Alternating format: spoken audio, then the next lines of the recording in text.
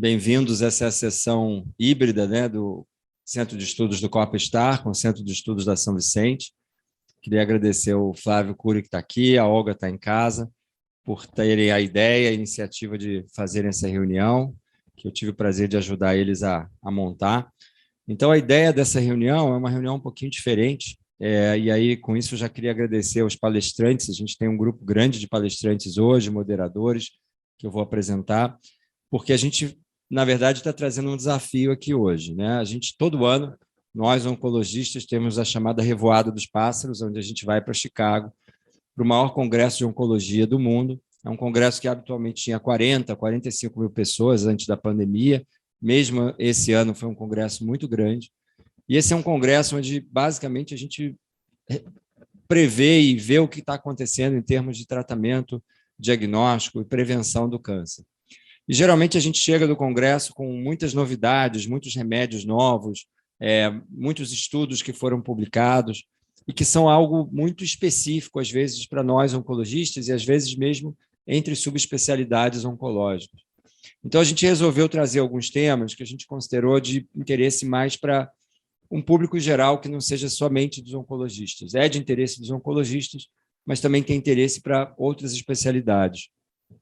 E aí eu queria apresentar, a gente basicamente vai ter hoje dois moderadores, o Dr. José Bines e a doutora Maria de Lourdes, que vão estar ajudando nas discussões. Obrigado, Zé, obrigado, Lourdes. E a gente vai ter três módulos, na verdade, onde a gente vai discutir temas variados. O primeiro módulo vai ser coordenado pela Clarissa e pelo Henry, que vão falar basicamente de um tema bastante difícil, que é falar um pouquinho sobre o que está vindo em termos de novas terapias. A Clarissa vai se deter mais em imunoterapia e o Henry mais em drogas-alvo, drogas moleculares. Depois a Eloá aceitou o desafio, obrigado, Eloá, por falar um pouquinho sobre serviços de saúde e qualidade. A ASCO tem uma preocupação muito grande em falar em qualidade na saúde, em endpoints de qualidade no atendimento oncológico. Então, é um tema que a gente às vezes esquece, mas que é fundamental, e a Eloá tem uma grande experiência na UFRJ, uma experiência muito interessante, lidando no SUS também com qualidade. E, seguido dela, a gente vai ter um outro tema que é muito interessante, agradecer ao Rodrigo Guindalini, que está falando aí de longe, está de Salvador hoje, Rodrigo? E vai falar para a gente de um tema que a gente hoje considera também fundamental, que é a hereditariedade e genética. E, por fim, a Mônica também pegou um outro desafio, obrigado, Mônica Schaum, que é falar de sintomas e sobrevivência, que é uma coisa também fundamental hoje para a gente lembrar daqueles pacientes que eventualmente estão curados ou, enfim, estão com um follow-up longo e o que acontece com esses pacientes. E eu vou fechar com geriatria, que é um tema, obviamente, também interessante. Então, a ideia hoje é a cada dois palestrantes, a gente parar para discussão e aí o Zé e a Lourdes vão comandar essa discussão. Queria agradecer de novo a todo mundo que está aí em casa assistindo ou que está aqui e passar a palavra para a primeira palestrante, que é a Clarice. Obrigado, Clarice. Obrigada, Daniel. Um desafio mesmo, porque a gente acaba que, como está em cada especialidade, a gente foca e até é ótimo, porque a gente consegue aqui também discutir junto com todo mundo temas que às vezes a gente não teve tempo de olhar com cuidado. Então, para mim, ficou imunoterapia, e aí eu queria, de verdade, assim, eu vou mostrar o que eu achei interessante, tem muita imunoterapia na ASCO agora, né? E eu não sabia nem bem, assim, por onde procurar, eu tentei montar um racional para discutir, porque o tempo é curto, mas até em relação aos estudos que eu vou discutir, eu queria que quem faz cada área específica de cada estudo comentasse algum detalhe que pescou aí do estudo ou algum comentário.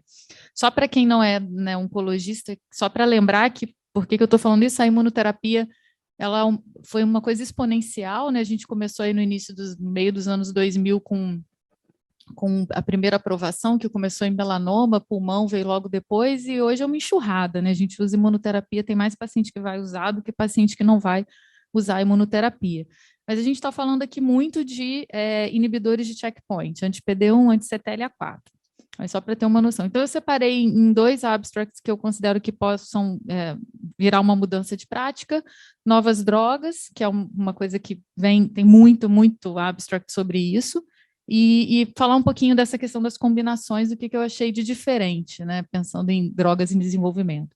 Então, acho que o primeiro, que foi um dos estudos mais badalados, que foi como Late Break Abstract, que eles apresentaram talvez tenha sido um dos mais comentados, além do deruxtecan em mama, né, que foi esse estudo de um bloqueador de PD-1, que já está aprovado aqui para endométrio, mas é um Me Too, é uma droga igual às outras, parecida com o que a gente usa, para pacientes que têm um biomarcador, que é o mismatch repair deficiência de enzimas, né, de reparo do mismatch repair, em câncer de reto localmente avançado. Então, o contexto é que mais ou menos 5 a 10% dos pacientes com câncer de reto têm essa alteração, têm essa deficiência de reparo. A gente já sabe que quem tem isso é relativamente resistente à quimio, nós já sabemos que para outros tumores e outras indicações, a presença desse biomarcador aumenta a chance, sim, bastante de resposta à imunoterapia. Então, a ideia do estudo era provar, né, que se o uso desse bloqueio, dessa imunoterapia, do bloqueio do anti-PD-1, do PD-1, se ele poderia substituir a quimioterapia, né, o adjuvante, até a quimio e a rádio, e eventualmente até a cirurgia, né, dependendo do grau de resposta.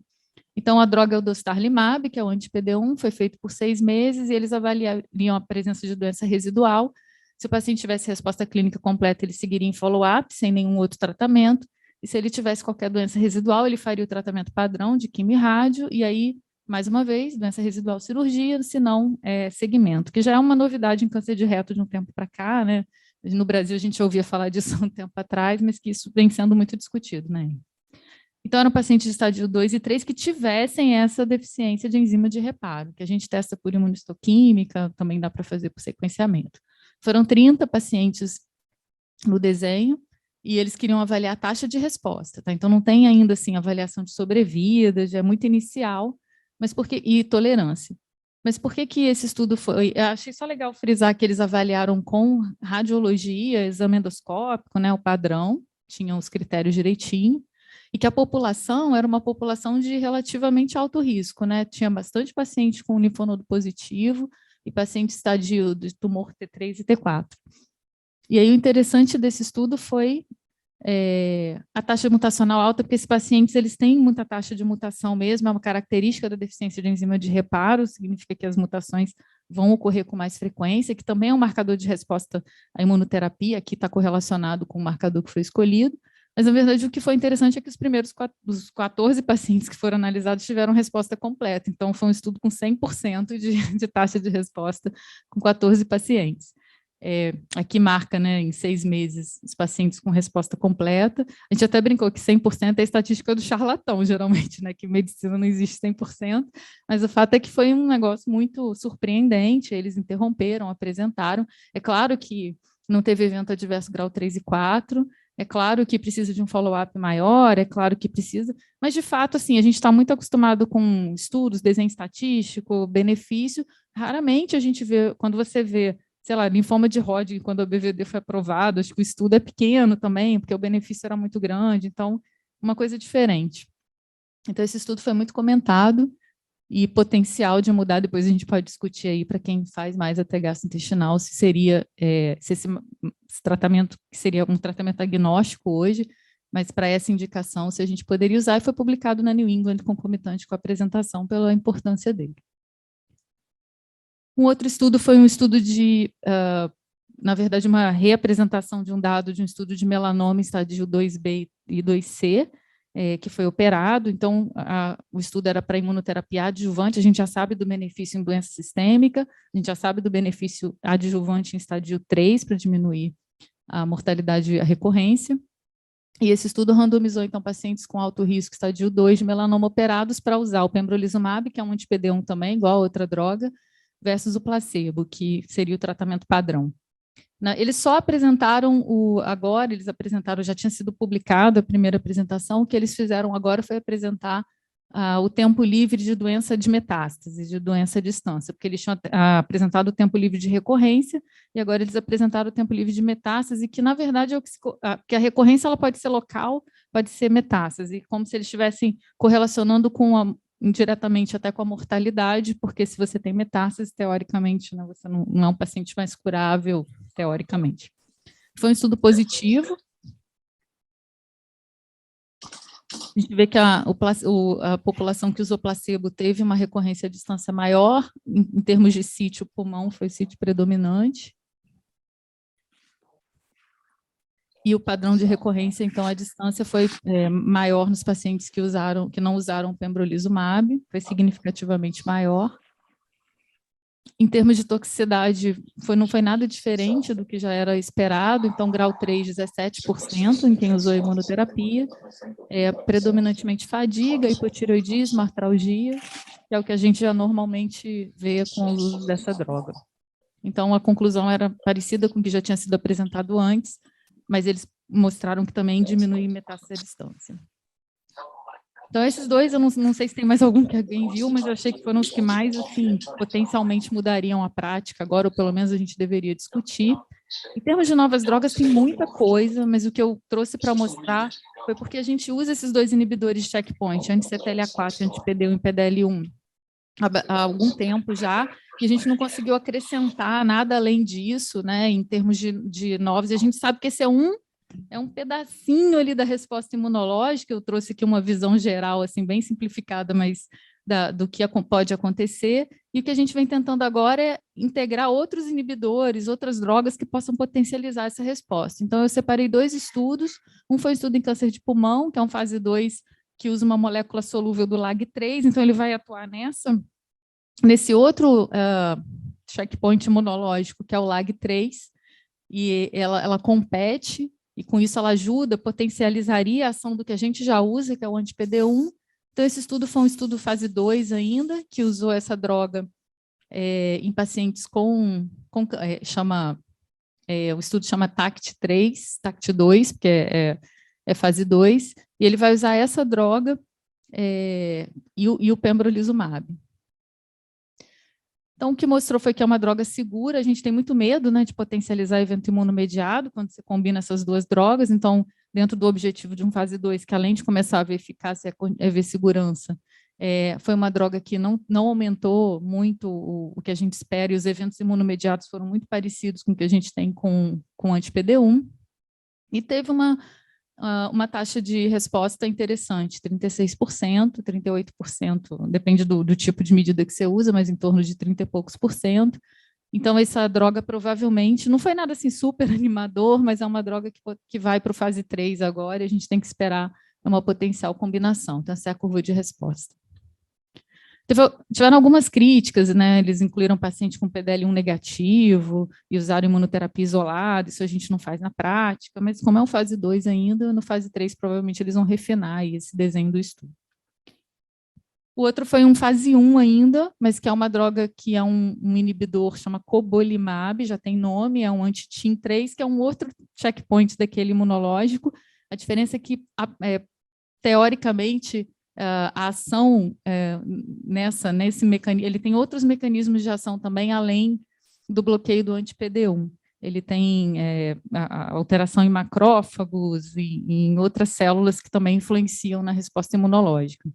Então, esse estudo eu só trouxe para mostrar que é uma droga que talvez vá para frente, que a gente vai avaliar, talvez o ano que vem, daqui a 2, 3 anos. E eles combinaram com aquele mesmo anti-PD1 que a gente viu lá no estudo de reto, que é o dostarlimab. Então, é um estudo fase 1, né? Então, tem primeiro a escalonamento de dose, e depois tem a coorte de expansão, que é o que eles acharam de interessante. Em termos de evento adverso, também foi um pouquinho maior, mas parecido com o que a gente já vê com os outros inibidores, porque isso nem sempre é assim, né? Já alguns inibidores que foram testados, por exemplo, teve um alto grau de hepatite, às vezes vem umas coisas que a gente não espera. Então, com essa droga foi seguro. Fadiga, náusea foi o que teve de predominante, e rache. E tem atividade. Então, aqui, como é um fase 1, são pacientes com tumores sólidos em geral, politratados, então tem pacientes com múltiplas linhas de tratamento prévios, e o que eles concluíram é que a combinação do anti-PD1 com cobolimab tem uma eficácia, tem alguma ação antitumoral, especialmente em pacientes com melanoma e alguns de pulmão, que eles viram também, e eles estão agora fazendo um fase 2 em câncer de pulmão, em segunda linha, para poder avaliar a eficácia dessa droga nessa doença. E, por fim, falar um pouquinho de combinação, é bem rápido. Eu coloquei velhas e novas, porque, assim, parece que tem droga em desenvolvimento, mas a gente ainda está se questionando o que fazer com as que a gente já usa. Então, tem uma dúvida em câncer de pulmão hoje, que é importante, que é o paciente que tem esse marcador de resposta à imunoterapia, que é o PDL1 alto, maior que 50%. Então, a gente sabe que eles respondem melhor à imunoterapia. E até hoje a gente não sabe se dá para fazer imunoterapia isolada de fato para eles ou se precisa combinar com quimioterapia. Tirar a quimioterapia desses pacientes, né? Tem milhões de estudos e esses estudos não conseguiram, eles são desenhados e não conseguem concluir. E aí o FDA tem feito isso, eu trouxe até por isso, o FDA agora tem feito, não sei se em outras doenças, mas em pulmão, eles têm feito análises, porque o que tem acontecido em imuno é que a gente vê que tem assim, milhares de pacientes incluídos, todos os estudos são iguais e eles acabam não respondendo a próxima pergunta que a gente está fazendo. Então, o FDA está tentando fazer isso com os estudos que já foram publicados. E eles pegaram esses pacientes com marcação alta, que fizeram quimio-imuno ou imuno sozinho e tentaram ver se eles encontravam a resposta juntando os estudos. São muitos estudos, todos esses aqui que eu coloquei aqui, ó, é muita gente, tudo muito parecido, né? Dá nervoso mesmo. Você fala, nossa, um monte de estudo igual e a gente não consegue evoluir na resposta que a gente quer. E o que eles conseguiram ver foi que, em termos de sobrevida global, foi igual, fazer imuno isolado ou fazer quimio-imuno. Teve diferença de sobrevida de progressão, de taxa de resposta, ainda foi melhor combinar a químio. Então, assim, no final não respondeu, assim, deu uma ideia de que pode ser igual, não respondeu totalmente, mas só chamar a atenção que especificamente nessa população bem idosa, acima de 75 anos, parece que foi realmente assim igual. E aí, talvez o que esse estudo traga para a gente é que se é um paciente idoso que tem esse marcador alto, a gente fica bem mais tranquilo de não ofertar quimioterapia para ele em primeira linha e fazer só imuno, que eu acho que é uma conclusão importante. E, por fim, esse aqui eu nem vou detalhar, mas eu achei legal que foi um fase 1 que combinou imunoterapia com lutécio, com medicina nuclear, né, que é uma coisa que, às vezes, demora um pouco mais a vir, os tratamentos a chegar para a gente. E foram pacientes politratados com câncer de próstata também, já tinha algum dado de segurança, de combinação, pacientes que tivessem captação de PSMA com SUV maior que 20, e esses pacientes foram, então, submetidos a tratamento com o anti-PD1 e o lutécio. E aqui não é diminuição de doença, é redução de PSA, assim, maior que 50% de redução de PSA, mas foi bem interessante, 76%, e a taxa de resposta também, que eles acabaram avaliando, pelo RECIST também foi alta. Então, foi uma combinação segura, com um desfecho interessante em paciente politratado, que provavelmente vai para frente aí para ser investigado. São esses que eu separei. Se alguém tiver mais algum.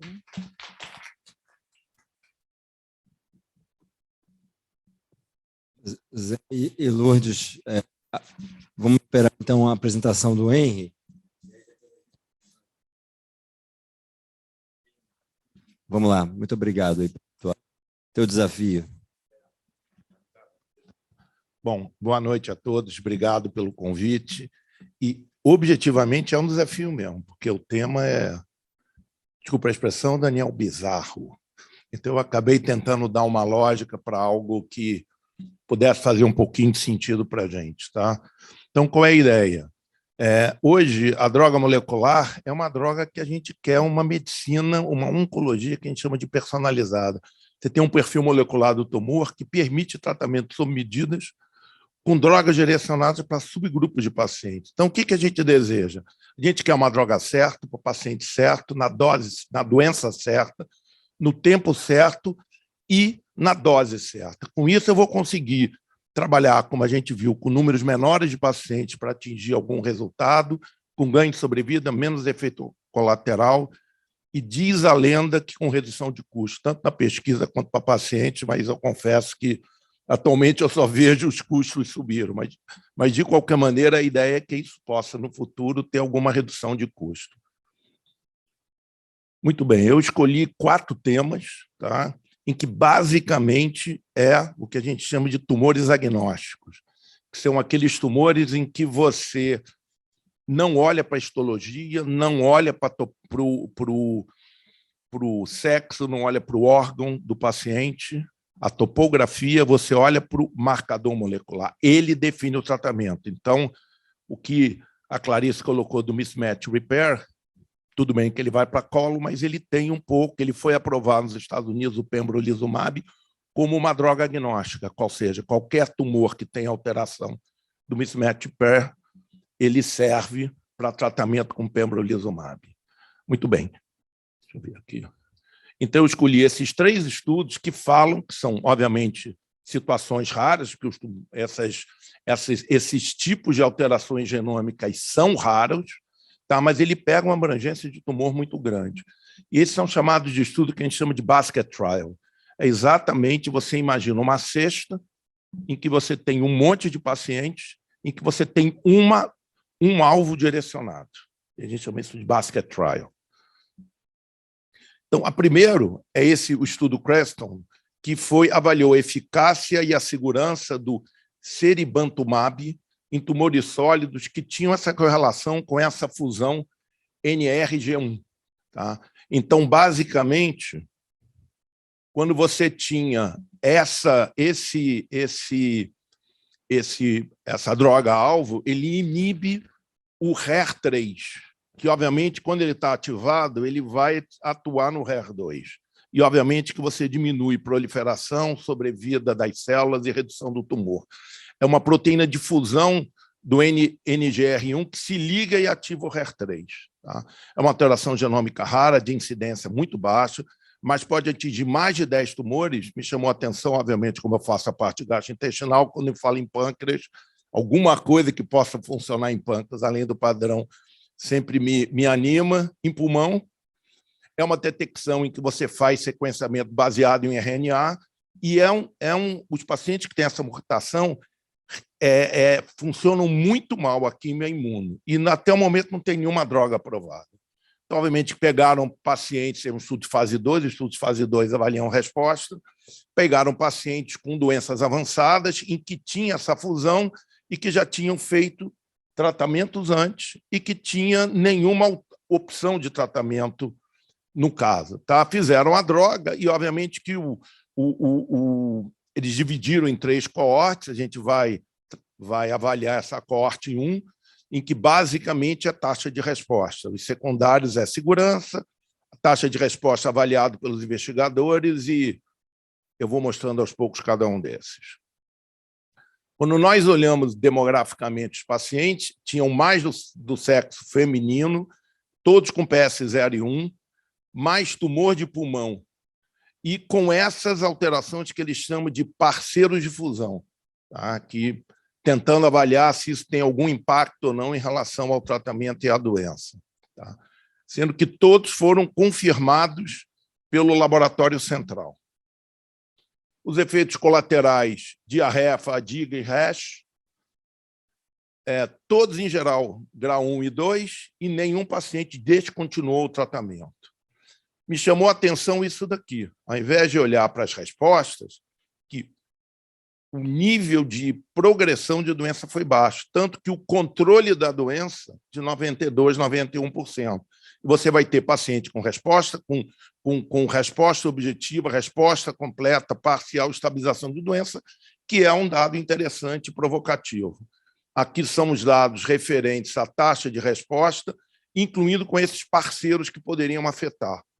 A taxa de resposta do grupo como um todo, 33%, de vários tipos, e em pulmão, 36%. O swimmer plot, que olha o tempo em que você vai ter a continuidade da resposta, a gente percebe que os pacientes em tratamento, em resposta, 75% deles ainda estavam tratando, de todos os pacientes, 53%. 75% dos respondedores tinham resposta na primeira avaliação. A duração de resposta ainda não foi atingida, ou seja, é uma alteração molecular bastante interessante que acomete um pool de tumores e talvez o pulmão seja, e o pâncreas, eventualmente, uma opção interessante para estudos futuros.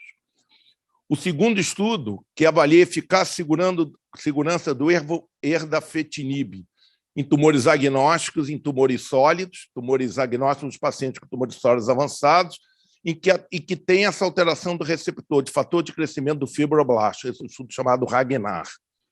Essa droga está aprovada no Brasil para carcinoma urotelial e ela está aprovada nos Estados Unidos para colangiocarcinoma. Então, ela é uma droga aprovada, mas eles vão avaliar em outros grupos de pacientes essa alteração, em que exatamente quando você tem ativação da mutação, provoca oncogênese e atividade, o tumor entra em atividade.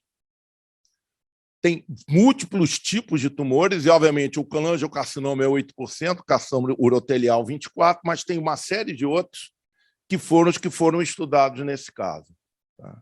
Da mesma forma, eles fizeram a avaliação molecular do FGFR, os pacientes escolhidos, todos já tinham esgotado todas as formas de tratamento, incluiu criança. Tá? E, como o outro estudo, taxa de resposta, duração de resposta, controle de doença, o que eles chamaram de benefício clínico é interessante, sobrevida livre de progressão e sobrevida e efeitos colaterais. Tá? As alterações, a gente pode observar que tinha mais fusão, dos genes de alterados eram mais 2 e 3, porque você tem de 1 a 4, você tem drogas diferentes que fazem esse tipo de reação. Teve uma que não vai dar para eu falar, que é em colangiocarcinoma, que, inclusive, da mesma classe, em que, falhando as duas terapias conhecidas, você pode usar essa droga. Então, é bastante interessante. Efeitos colaterais, 45% mais de grau 3, 7,3 tinham efeitos sérios, 7,3 chegaram a descontinuar a droga, teve uma morte por embolia pulmonar, eu desconheço que seja essa retinopatia serosa central, que deve ser muito ruim, porque ele colocou aqui, mas eu não conheço, 14%, 7,9 interromperam, 9,6 tiveram redução de dose. Ele faz uma inconsistência no que ele fala, que aqui descontinua e ali não, mas acho que isso é irrelevante. Me chama a atenção hiperfosfatemia. Esse quando você vai olhar os efeitos colaterais dos inibidores de FGFR, a hiperfosfatemia é um aparecimento de efeito colateral importante. Quando nós olhamos dos pacientes, tirando o carcinoma urotelial, incluiu colangio, gliomas, mama, pâncreas e escamosa. 66% de resposta, olhando esse Waterflot.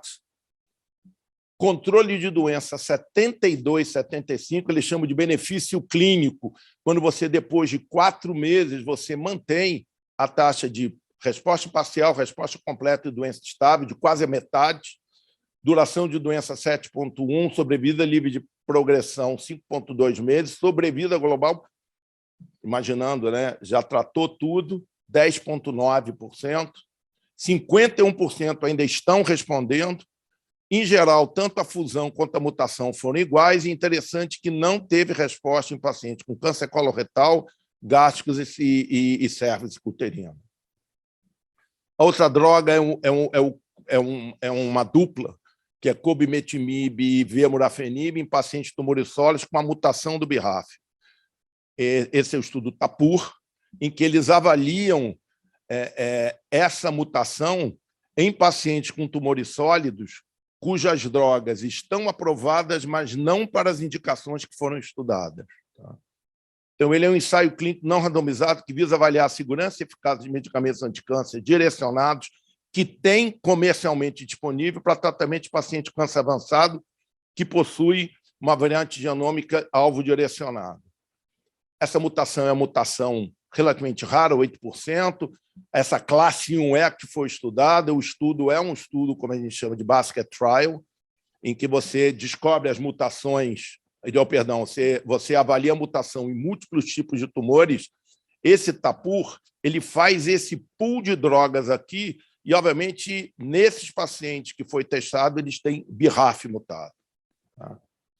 O objetivo do estudo é a avaliação, como eu já falei, da atividade antitumoral em drogas aprovadas.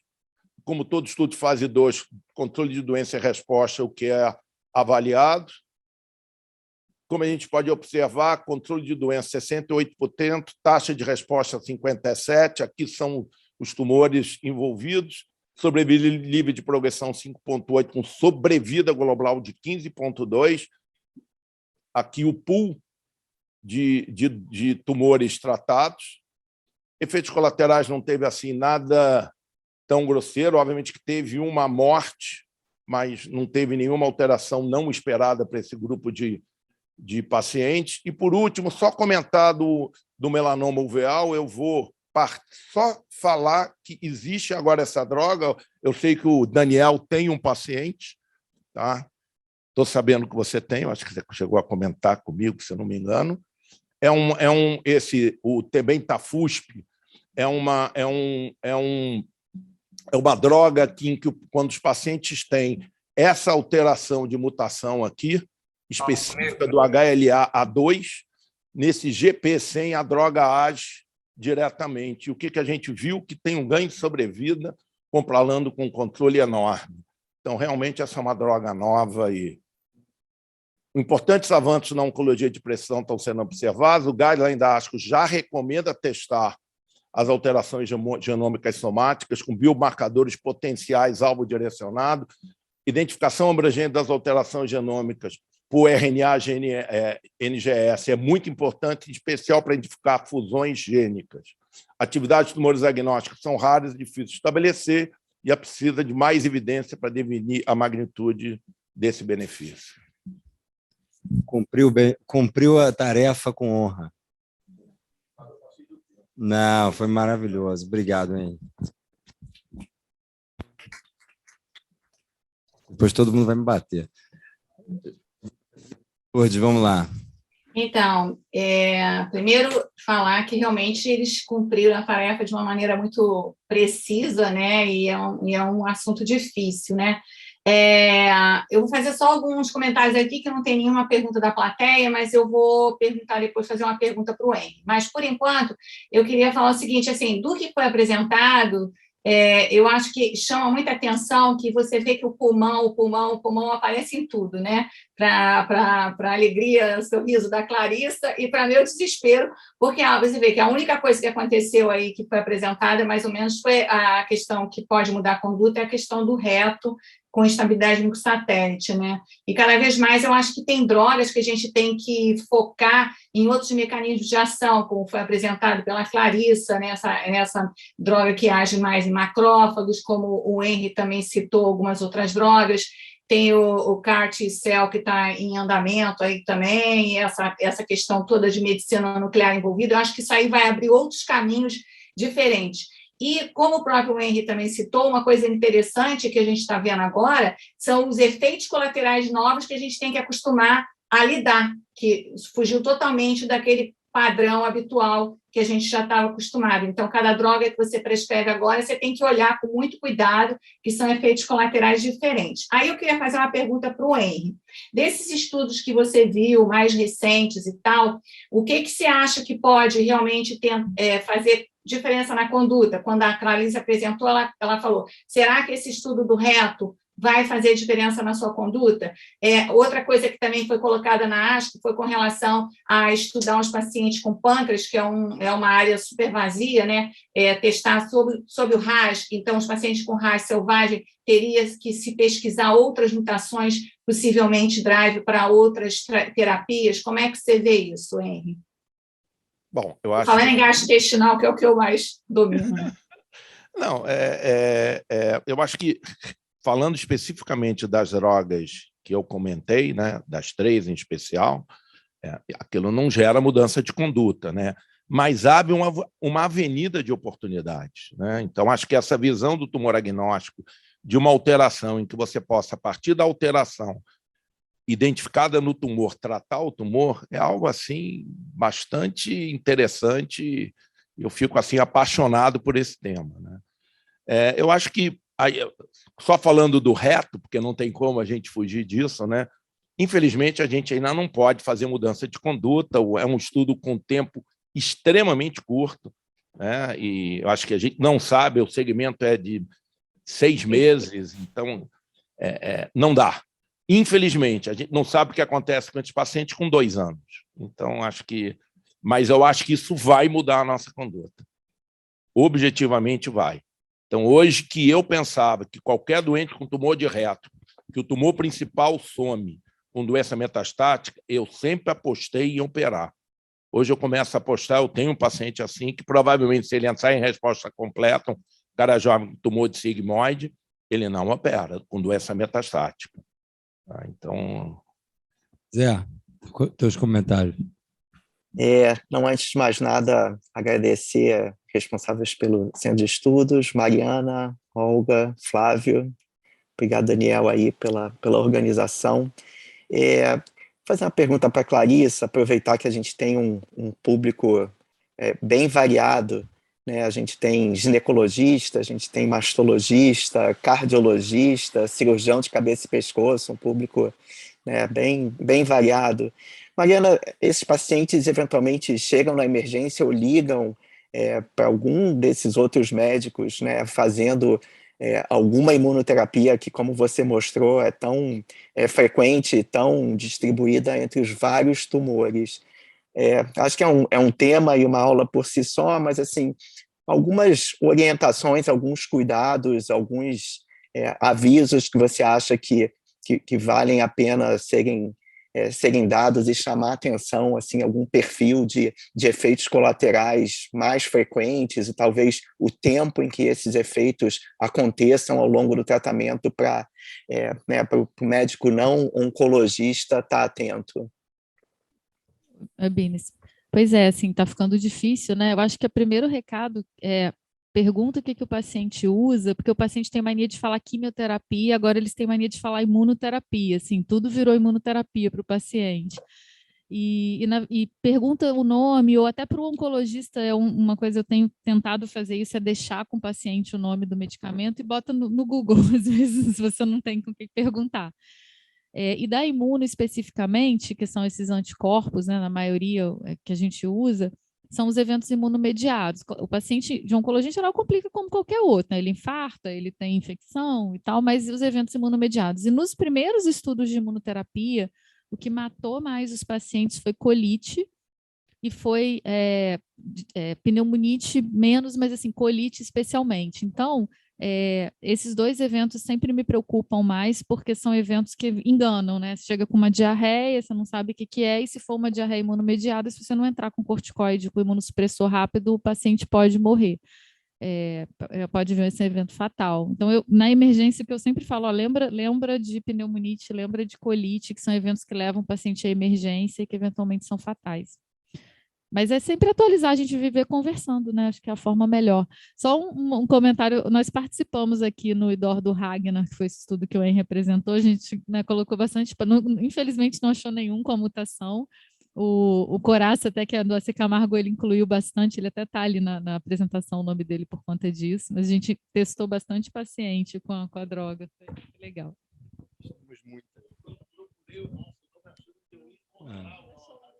Eu anotei alguns comentários aqui, Zé, não sei se você me permite fazer alguns comentários. Eu acho que o público que não é oncologista, né, a gente tem várias questões de paradigma aqui, né? Uma foi essa do reto, né, que a gente está discutindo tanto, que é você sair muito do diagnóstico patológico, sair da imagem e entrar justamente na questão molecular, né? Então, hoje, você tem um doente que tem uma instabilidade microsatélite, que isso gera uma alta carga de mutação. Esse doente cada vez mais vai fugir dos tratamentos tradicionais e entrar em tratamentos mais imunomediados, imunoterápicos. O Henry comentou sobre erdafitinib, né, que é o anti-FGFR, é uma droga muito dura de usar, duríssima. Ela tem realmente efeitos oculares, hiperfosfatemia, e aí é o que a Clarice estava falando e você, cada vez mais a gente entrando com remédios novos, especialmente com tempo curto de aprovação, a gente precisa cada vez mais de uma equipe cardiologista, oftalmologista, endocrinologista, a gente precisa cada vez mais de outros especialistas para ajudar a gente a conduzir os casos desses pacientes. Vocês comentaram, por exemplo, imunoterapia com medicina nuclear, isso é outra coisa, a gente cada vez mais tem a medicina nuclear entrando no armamentário terapêutico, e não só na questão diagnóstica, né? Existe essa ideia de que se você faz uma droga via medicina nuclear, isso também leva à quebra de DNA, você expõe esses antígenos, isso eventualmente ajudaria a imunoterapia a funcionar. Eu vi um trabalho interessante, eu acho que ele foi até publicado no New England, falando sobre uma terapia gênica baseada em RAS para câncer de pâncreas. Eles tiveram relatos de casos. Então, uma outra coisa que eu acho que apareceu muito interessante cada vez mais são essas novas fases de imunoterapia focando em tumor-infiltrated lymphocytes e CAR-T therapy, né, que é uma coisa que cada vez é mais difícil. Essa droga que você citou de melanoma, ela não é exatamente um CAR-T therapy, mas ela é uma droga que é uma imunoterapia de uma nova maneira de usar, um estimulador de NK, e que dá uma cytokine release syndrome, ou seja, você faz uma síndrome de liberação de citoquinas que é parecido com CAR-T therapy, ou seja, esse cara tem que ficar em um ambiente fechado e tem que ser monitorado. Então, é um tipo de tratamento que quanto mais a gente receber, mais a gente vai precisar de cardiologistas, de intensivistas para lidar com esses pacientes. Meus comentários eram esses. 2 segundos. Só lembrar que em colo retal, TMB não serve, tá? Vale a pena, se quiserem olhar no New England, tem uma correspondência, alguma coisa do grupo do Memorial. TMB não é exatamente o melhor. Aliás, eu acho que aquela aprovação do TMB foi over para imunoterapia, mas isso eu tenho sérias críticas, mas, de qualquer maneira, é um ajudador, vamos chamar assim. Muito. Coloretal não serve. Acho que podia passar para você, Daniel, e anunciar os próximos para a gente tentar seguir o tempo. Eu vou fazer só o último comentário em relação a esse estudo de reto, que a gente acordou mais cedo para ir, né? Que foi 7h15 da manhã antes de começar, mas super valeu a pena, né? Lembrando do tempo que a doutora Angelita Gama começou a mostrar os estudos dela evitando cirurgia. Todo mundo achou aquilo um verdadeiro absurdo e hoje isso, sem sombra de dúvidas, ainda gera muita discussão, mas é uma possibilidade. Então, acho que a gente está vivendo isso até de uma forma bem intensa com essa seleção que a gente tem molecular com a imunoterapia. Eu acho que vamos ouvir falar muito da imuno nesses poucos pacientes, que é para poucos, né? Então, queria convidar a Eloá. Então, a Eloá pegou um tema árduo, né, Eloá? Espero que você não fique chateada comigo, mas é um tema de suma importância. Você vai falar de qualidade, serviços de saúde. A gente sabe que isso é tão heterogêneo, né? Nos Estados Unidos, no Brasil, em outros países. Não sei o que você conseguiu compilar disso, mas, mais uma vez, obrigado aí pelo desafio. Está compartilhando. Obrigada, Daniel. Obrigada a todo mundo da organização. Obrigada pelo convite. É sempre um prazer participar. Realmente é um tema difícil, eu não tenho conflitos de interesse para esse tema, mas foi interessante olhar e ver as apresentações, e tem muita coisa sobre o sistema de saúde americano que não aplica para a gente. Eu procurei selecionar 2 hábitos, eu selecionei, desculpe, da apresentação oral, quer dizer, também foram os selecionados pela ASCO, e um pôster que tivessem alguma implicação que pudesse afetar ou fazer a gente pensar na nossa prática do dia a dia, que tivessem alguma implicação e que fossem intervenções simples e com benefício. Então, vamos lá. O primeiro hábito é sobre o cuidado paliativo precoce. O primeiro artigo sobre isso foi publicado na New England em 2010, que randomizou os pacientes com câncer de pulmão em cuidado paliativo precoce ou cuidado paliativo tradicional, quando acabava o tratamento oncológico, e esse estudo mostrou um ganho de sobrevida. Ninguém acreditou. Em 2012, a ASCO publicou um Clinical Opinion. Em 2014, um outro estudo com pulmão, com o mesmo desenho, mostrando o mesmo resultado com impacto em sobrevida. Em 2017, a ASCO publica um novo guideline, já dessa vez um guideline, não só uma opinion, e para os mais céticos de que não funcionaria esse cuidado paliativo precoce, como poderia ter impacto em sobrevida, tem uma revisão da Cochrane publicada em 2017 sobre o cuidado paliativo precoce e impacto na sobrevida dos pacientes. Essa é a curva de Kaplan-Meier do estudo de 2010 da New England, que não resta dúvida de que as curvas estão absolutamente separadas, e é interessante a gente ver no suplemento, esse guia, essa tabela é um guia da consulta do cuidado paliativo, e a gente vê que o segundo item é exatamente o manejo de sintomas, perguntar ao paciente o que o paciente está sentindo. Só é importante guardar essa informação, que a gente vai voltar nesse manejo de sintomas, que é o segundo hábito. E para não deixar de mostrar, esse é o forest plot do estudo da revisão da Cochrane, mostrando um favorecimento para ganho de sobrevida quando o paciente é encaminhado para um cuidado paliativo precoce. Então, está no guideline, a gente já sabe disso, mas, na verdade, a gente coloca isso na prática. Então, essa foi a pergunta desse estudo canadense, que olhou para suas próprias clínicas e viu que os pacientes estavam indo muito tardiamente para o cuidado paliativo. Então, os pesquisadores inicialmente tentaram se reunir e tentar entender qual era a dificuldade, criaram um grupo de estudos, e o objetivo era mudar isso, fazer com que o guideline estivesse na prática do cuidado paliativo no fim de vida, ou o cuidado paliativo como adjuvante, junto com o tratamento oncológico. E eles... o estudo são 3 níveis e 3 tipos de intervenção. Eles mandavam lembretes semanais para os oncologistas por e-mail, eles tinham uma pessoa facilitadora, uma enfermeira na clínica, para identificar esse paciente, falar com o oncologista, encaminhar para a enfermeira do cuidado paliativo, falar com o médico da família, com o paciente, com o familiar, e tinha a enfermeira do cuidado paliativo para fazer o primeiro atendimento desse paciente. E o que eles viram, eles compararam 2 centros, um em Calgary e outro em Edmonton, mostrando o que aconteceu. E eles realmente tiveram sucesso com essas medidas, que no centro em que teve intervenção, aumentou a proporção de pacientes que eram referidos mais precocemente para o cuidado paliativo. E o estranho é que o precocemente, nesse estudo, era 90 dias antes do óbito, porque, na verdade, eles olharam os pacientes que foram a óbito e checaram para trás as informações. Então, eles tiveram um aumento de 44% para 57%, e no grupo que não teve a intervenção, permaneceu igual e até menor.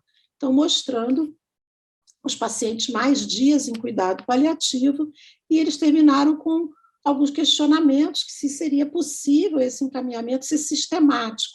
Para a gente da oncologia, se seria igual o que está sendo agora no nosso PEP, para encaminhar para a genética, para o Rodrigo, quer dizer, um lembrete, uma forma de lembrar e facilitar que o paciente chegue. E, obviamente, também discutiram que o grande desafio é você tornar um guideline na sua prática, incorporar na sua prática do dia a dia.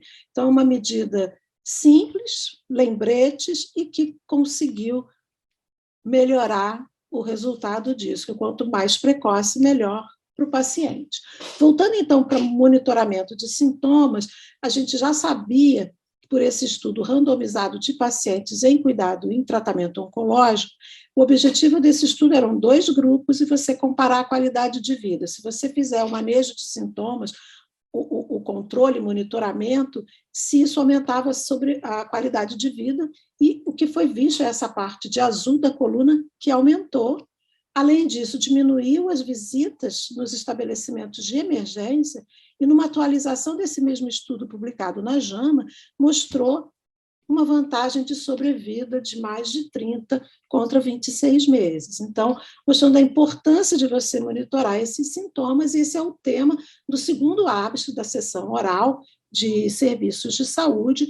Muito interessante, eles usaram umas clínicas populares americanas, que são os United Health, com uma população de baixa renda, um estudo também financiado pelo NIH. O objetivo era treinar pessoas leigas da comunidade local nesse monitoramento de sintomas e checar se isso teria o objetivo primário, impacto na qualidade de vida, no patient activation, que eu vou explicar o que eles chamam que seja isso, no custo de saúde, no uso dos serviços de saúde. Então, era feito um contato telefônico semanal com supervisão de uma enfermeira, onde era feito um rastreio e manejo dos sintomas, um rastreio dos objetivos do cuidado, checar se o paciente estava entendendo o objetivo do tratamento, um rastreio de vulnerabilidade social, com insegurança alimentar, insegurança de moradia e de transporte. Era aplicado um questionário de qualidade de vida, no caso FACT. E o Patient Activation, eles consideravam o envolvimento e a confiança e satisfação do paciente com o cuidado que ele estava recebendo.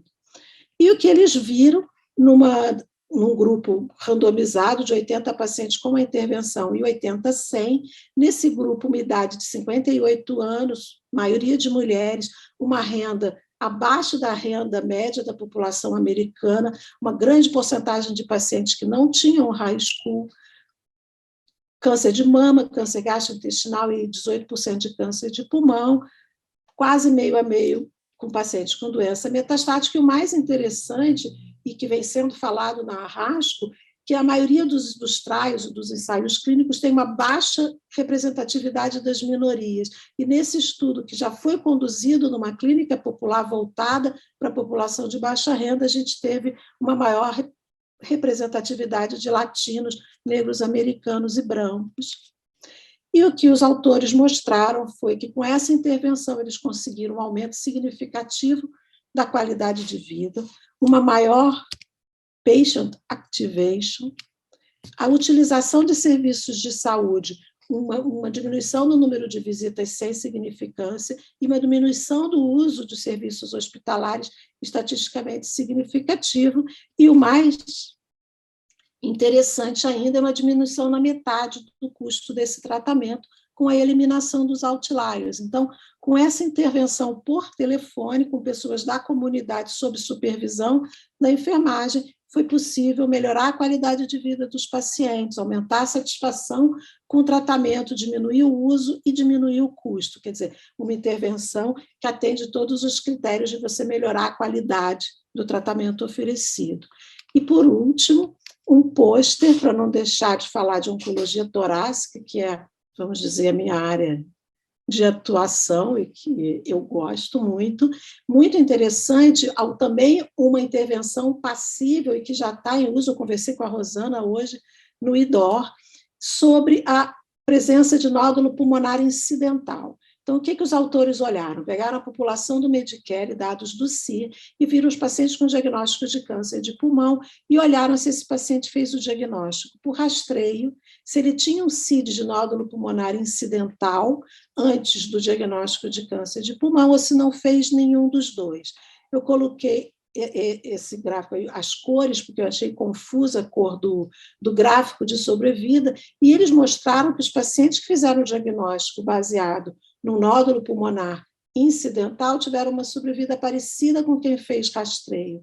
Então, assim, a gente não tem um rastreio bem incorporado ou que funcione na nossa prática, mas a gente tem um monte de TC de tórax sendo feito, um monte de laudos, então é importante a conduta adequada, a reunião, a discussão desses nódulos para a gente também melhorar o resultado do tratamento final do paciente com câncer de pulmão. Então, eu achei muito interessantes esses 3 artes, com intervenções simples, perto dos outros, que a Clarissa falou, que o Henry falou, e com impacto também, melhorando a qualidade do cuidado do paciente. Acho que era isso. Muito obrigada.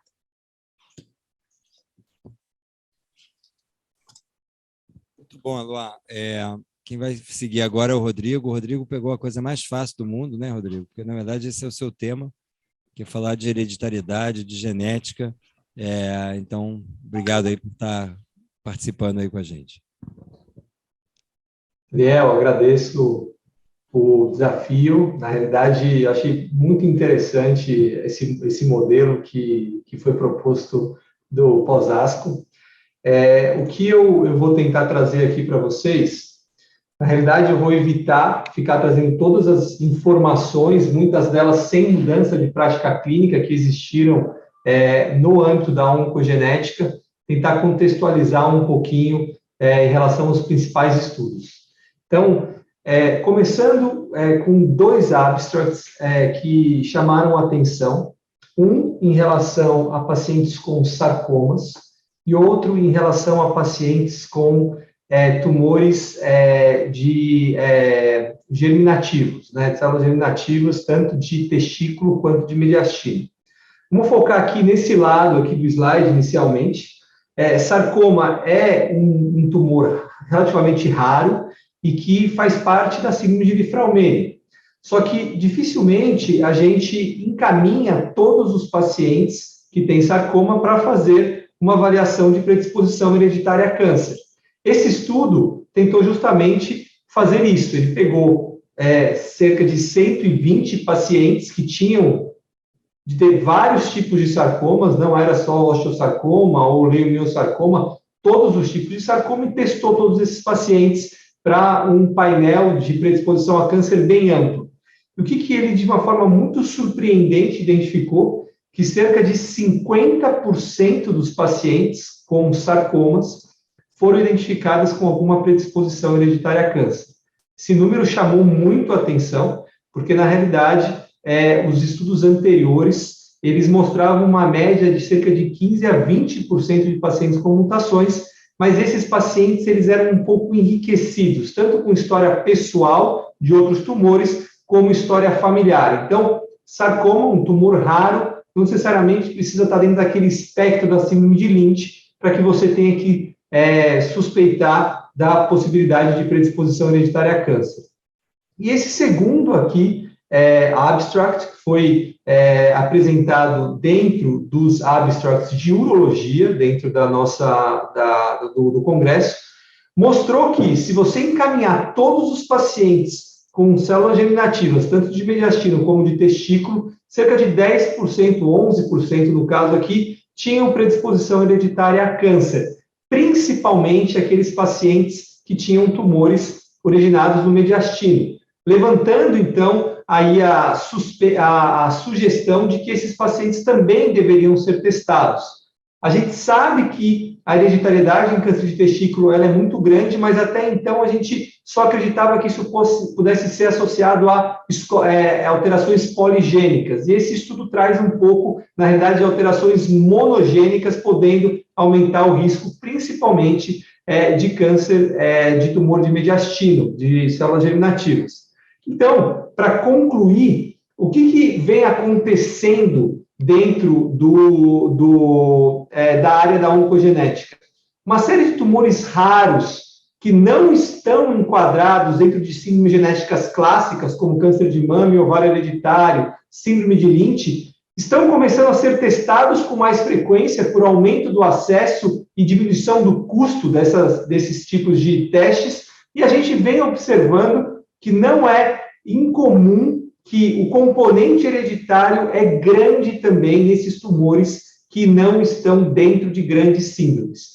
E isso vem se ampliando para outros tumores. Essa é uma das tendências que a gente está começando a enxergar na oncogenética, e muitos pacientes que antes a gente nem imaginava que deveriam ser encaminhados para aconselhamento genético, agora a gente está começando a levantar a possibilidade. E agora, para apimentar um pouquinho a discussão, eu agradeço muito a introdução do estudo, né, pela Clarissa em relação ao uso de imunoterapia em pacientes com câncer de reto. Eu vou tentar contextualizar isso pelos olhos do oncogeneticista, tá? Esse estudo, esse achado. E depois eu vou falar um pouquinho sobre o outro trabalho que também trouxe muita euforia, discussão na nossa ASCO, muita animação, que foi justamente os pacientes com câncer de mama tratados com trastuzumab deruxtecan com HER2 low. Então, eu não vou me prolongar muito aqui na discussão sobre o artigo em si. A gente vai começar sobre aqueles pacientes, então, com câncer de reto localmente avançados, que foram submetidos à imunoterapia. E todos esses pacientes, eles tinham instabilidade de microsatélites ou uma perda da expressão das enzimas de reparo de DNA. Você pode fazer tanto uma análise através de PCR ou uma análise através de imunistoquímica. 5 a 10% desses pacientes com câncer de reto têm, então, este marcador. E este marcador é um marcador agnóstico de terapia para imunoterapia.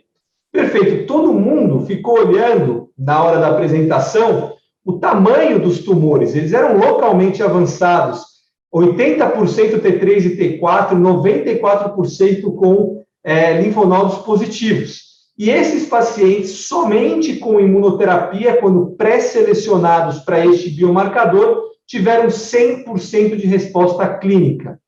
Perfeito. O que eu queria saber e fiquei olhando com os olhos do oncogeneticista foi na linha seguinte: quantos desses pacientes tinham síndrome de Lynch?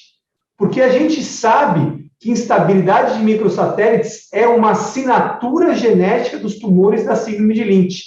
E olha só, 60% desses pacientes que fizeram esse tratamento eram portadores de mutações germinativas nos genes do reparo de DNA, portanto, tinham síndrome de Lynch. E esses pacientes, hoje, todos agora, depois, quem sabe, de uma ampliação do número desses pacientes e talvez mudança de conduta, vão começar a realizar imunistoquímica para determinar tratamento. E a gente não pode esquecer que esses pacientes podem ter a síndrome de Lynch e eles precisam seguir a investigação. E como isso é feito? Todos os pacientes que têm alteração em MLH1 podem fazer o teste no tumor ainda da hipermetilação do promotor do MLH1 ou da pesquisa do BRAF. Aqueles que essas outras pesquisas vierem positivas, não é Lynch. No entanto, aqueles que essas pesquisas são negativas precisam seguir a investigação para Lynch. E todos aqueles que perderam a expressão de MSH2, MSH6 ou PMS2 isoladamente, esses precisam ser encaminhados para uma investigação genética. Por quê? Porque esses pacientes, além de aumento de risco de câncer de intestino, têm aumento de risco de câncer de vários outros tumores. E quando a gente vai olhar na seção de Cancer Prevention, a gente encontra um tópico muito interessante que foi discutido, que qual é a frequência de tumores, de segundo tumores primários em pacientes com síndrome de Lynch que usaram imunoterapia. Então, ele queria saber qual é a porcentagem de pacientes que usou imunoterapia e teve um segundo tumor primário da síndrome de Lynch ou a apresentação de um pólipo. E eles identificaram 131 pacientes com síndrome de Lynch nesse cenário. O que eles encontraram com isso? Que cerca de 8% dos pacientes desenvolvem um segundo tumor primário da síndrome de Lynch, sendo que a grande parte deles também tem instabilidade de microsatélites. Esse paciente aqui, por exemplo, teve mais do que 4 tumores. O câncer de reto dele foi aos 40, 65 anos, mas depois ele teve câncer de estômago, câncer de próstata. Mesmo após usar a imunoterapia, ele desenvolveu um câncer de tumor de intestino delgado. Então, será que a melhor estratégia para esses pacientes realmente é não operar? Será que esses pacientes não vão ter uma maior chance de desenvolver segundos tumores primários da síndrome de Lynch? Além disso, cerca de 30% dos pacientes desenvolveram adenomas após o uso de imunoterapia. Portanto, para esses pacientes que têm uma chance grande de desenvolver tumores secundários, você não pode parar de fazer o acompanhamento como você deve fazer para pacientes que têm síndrome de Lynch, mesmo aqueles que tiveram resposta completa ao tratamento com imunoterapia. Então, esse é a primeira discussão. E a segunda discussão é em relação ao HER2. A gente usava simplesmente, todos os pacientes com câncer de mama, a gente dividia se eles tinham HER2 positivo, que eram aqueles 3 cruzes, FISH positivo, HER2, 2 cruzes, ou HER2 negativo, que eram todos aqueles que tinham HER2, 1 cruz, ou 2 cruzes, FISH negativo. Esses tumores HER2 negativos estão mais ou menos cerca de 50% dos pacientes têm essa classificação de HER2 low. E esses pacientes não podiam usar nenhum tipo de tratamento anti-HER2. Uma nova geração de tratamentos que são anticorpo, droga conjugadas, foram então apresentados aos pacientes e eles começaram a ser tão bons que começaram a mostrar resposta também em pacientes HER2 low. E eles mostraram na plenária da ASCO um estudo fase 3 que utilizou este tratamento em pacientes com câncer de mama metastático. E esse estudo mostrou um aumento de sobrevida de progressão e aumento de sobrevida global para todos os pacientes com câncer de mama HER2 low que usaram esse remédio. Para vocês verem a taxa de resposta de diferença para aqueles que usaram a quimioterapia convencional, mais de 50% dos pacientes responderam a esses tratamentos inovadores. E o que eu quero contextualizar para o Brasil? Dentro dos pacientes com câncer de mama hereditário no Brasil, o nosso terceiro tumor, nosso terceiro gene mais comumente mutado é o TP53, principalmente por causa de uma mutação brasileira que está muito frequente na região sul e sudeste do Brasil, chamado R337H. E qual é a característica mais frequente do tumor que se desenvolve nas pacientes com síndrome de Lifraumene TP53? Que elas têm HER2 positivo. cerca de 15% da população geral desenvolve HER2 positivo, 3 cruzes ou 2 cruzes FISH positivo. Nos pacientes com síndrome de Lynch, essa porcentagem sai de 15% para 40%. Quantos por cento dessas pacientes com síndrome de Li-Fraumeni vão estar aqui no HER2 low? Talvez ao invés de 50%, já que já começa com 40% com HER2 positivo, talvez seja uma porcentagem muito grande dentro do HER2 low. E essas pacientes também vão poder se beneficiar desse tipo de tratamento. Esse tipo de estudo, a única pessoa que pode fazer isso são os brasileiros, com grande número, porque nós é que temos muitos casos de síndrome de Li-Fraumeni no Brasil. Então, a gente precisa fazer estudos para tentar identificar qual é a porcentagem de HER2 low na população Li-Fraumeni e talvez essa porcentagem de pacientes que tenham benefício com esses remédios seja muito maior do que no resto da população. Muito obrigado, era isso que eu queria conversar com vocês. Muito bom, Rodrigo. Zé, comanda aí. Vamos lá. Não, excelente. Eloá, Rodrigo, acho que aspectos diversos aí, importantes, com consequências, eu acho que práticas. Eu acho que só esclarecer para as pessoas, a gente, na Oncologia DOR, a gente tem os nossos prontuários e a gente recebe, como a Eloá mencionou, alguns avisos se eventualmente são pacientes que têm características por idade, por história familiar ou características do próprio tumor que sugerem a possibilidade da presença de um câncer hereditário. Então, iniciativa aí do Rodrigo, que tem resultado em dados muito interessantes. Mas, aproveitando isso, Eloá, perguntar para você, queria também estimular as pessoas que estão assistindo, se quiserem enviar pelo QIA ou pelo chat perguntas, são encorajados a fazer.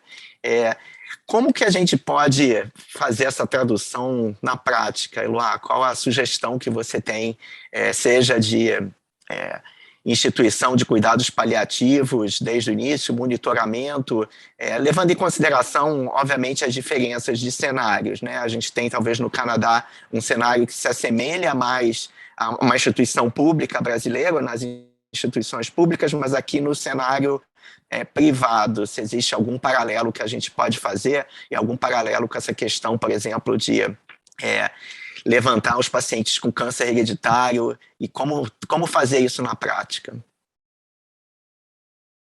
Eu acho que é interessante, eu botei aquela tabela, porque aquela consulta do cuidado paliativo já tem um manejo de sintomas, né? Já é uma pergunta para o paciente, no caso era com câncer de pulmão, se estava com tosse, se tinha hemoptóico, se tinha falta de ar. Então, eu acho que é a pergunta, né? E isso acaba que, se você tem um tempo de consulta razoável, que você consiga conversar com o paciente, eu acho que você já está monitorando esse sintoma, mas é óbvio que, se isso fosse feito de uma forma sistemática, a gente sabe que isso se traduz num benefício, é muito interessante. Isso podia ser feito por um monitoramento de telefone, por um concierge de paciente, alguma forma assim. Mas o cuidado paliativo é impressionante como é difícil. Lá no Fundão, eu faço o ambulatório de câncer de pulmão há mais de 20 anos e a gente tem o cuidado paliativo no mesmo corredor. E os residentes não encaminham, Zé, que a gente fica assim, no quarto ciclo de químio, cadê o cuidado paliativo? Esqueci. Então, eu fico com uma chata ali, perturbando todo mundo para encaminhar uma coisa que é de graça, né, que já está ali, que o doente vê no mesmo dia, na outra porta. Então, é uma dificuldade, eu não sei, melhorar, lembrar. Esses lembretes, esse do Rodrigo, eu achei genial, porque assim, eu vejo muito pacientes com doença hereditária por causa dos TNEs, um assunto que eu sempre gostei, tem alguns doentes com Lynch. Então, é um assunto muito interessante, essa coisa do genético e a prevenção, a alma do negócio. Você tem que estar um passo à frente. Mas a mesma coisa que vai funcionar para o nódulo pulmonar. Você está prevenindo e investigando bem. Eu achei bem legal. Eu não sei se era isso que você tinha perguntado sobre a genética. Lourdes, contigo. Então, eu assim, complementando essa questão com a Eloá, eu só queria lembrar que às vezes a gente coloca muito essa questão dos cuidados paliativos e todo o resto da complementação na conta do médico. Mas se a gente tivesse uma estrutura com uma enfermeira que desse apoio, que ela tomasse participação ativa nesse processo, eu tenho certeza que a coisa ia funcionar melhor do que dependendo só do médico. Eu queria fazer uma pergunta para o Rodrigo, na verdade são duas, assim, primeiro que eu estou vendo que a gente sempre fala em todas as aulas que a maioria dos tumores não tem componente hereditário, eu acho que isso é por conta de ignorância mesmo, né, que a gente vai vendo que isso está mudando. Mas eu queria fazer assim, você então entende que a partir desses estudos que você mostrou, todo paciente com sarcoma a gente deve encaminhar para um painel genético hereditário, e a outra pergunta, porque você passou um slide muito rápido assim, e eu não sei se eu entendi certo, os pacientes que fazem imunoterapia, eles têm mais chance de ter pólipo, a gente tem que fazer screening nesses pacientes com colonoscopia, em todos que fizeram imunoterapia? Foi isso? Perfeito.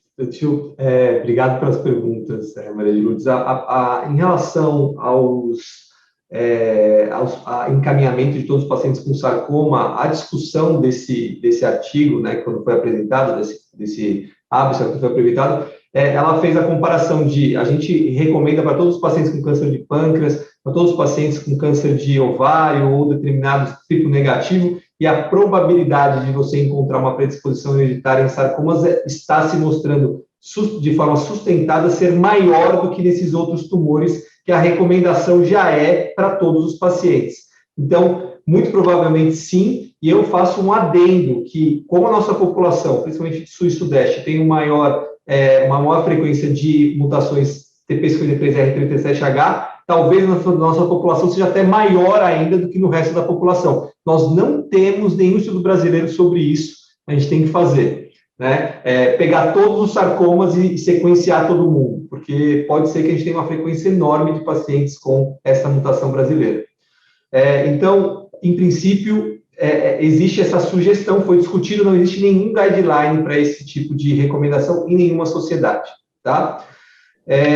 E a sua segunda pergunta, aquele trabalho ele é especificamente para pacientes com síndrome de Lynch. Então, eles pegaram 130 pacientes com síndrome de Lynch, que a gente sabe que tem maior risco de tumor secundário, e a gente sabe que tem um maior índice de pólipos.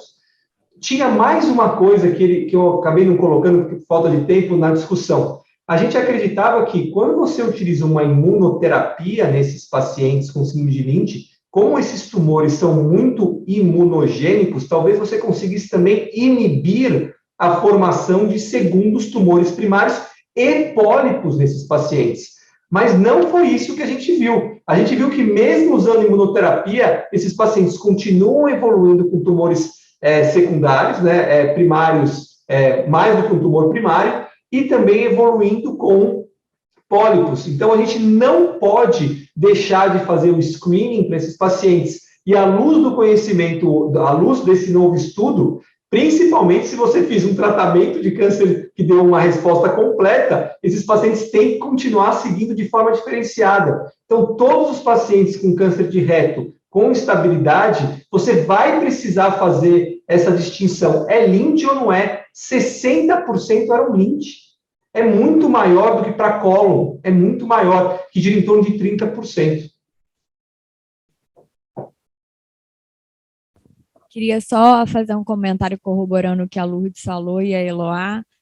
O MD Anderson tem um programa de case manager para os pacientes oncológicos, né, em geral, não só para os que estão em cuidado paliativo, mas que cada enfermeira é responsável por 30 pacientes. E ela faz todo o monitoramento à distância e, além disso, ela é o ponto de apoio como uma assistente social também. Onde mora, quanto tempo leva, se precisa de hospice, se não precisa, se os sintomas estão controlados, não estão. E com isso eles conseguem dar uma sobrevida, né, que a Eloá falou, a sobrevida do paciente aumenta quando ele entra em cuidado paliativo precoce com controle de sintomas. O número de infecções diminui. Então, é um programa muito bacana e muito bem feito pela MD Anderson nesse sentido, que elas acompanham tanto durante o tratamento, quanto em períodos de internação e remotamente o paciente. Só dizer uma coisa, o Sérgio Altino colocou aqui uma observação, que agradeceu a colocação e a lembrança da medicina nuclear aqui na ajuda dos pacientes. Então, eu vou convidar para o terceiro módulo e dizer que essas enfermeiras já vão ser contratadas amanhã, todas elas, e vão cuidar cada uma de 30 pacientes. E antes da gente contratar, eu queria convidar a Mônica. A Mônica também pegou um tema um pouquinho diferente. Ela vai falar de survivorship e é um tema que a gente também negligencia muito, mas que é fundamental, porque graças a Deus hoje, né, Mônica, cada vez mais a gente tem pacientes vivendo mais e curados da doença. Então, isso é importante. Obrigado.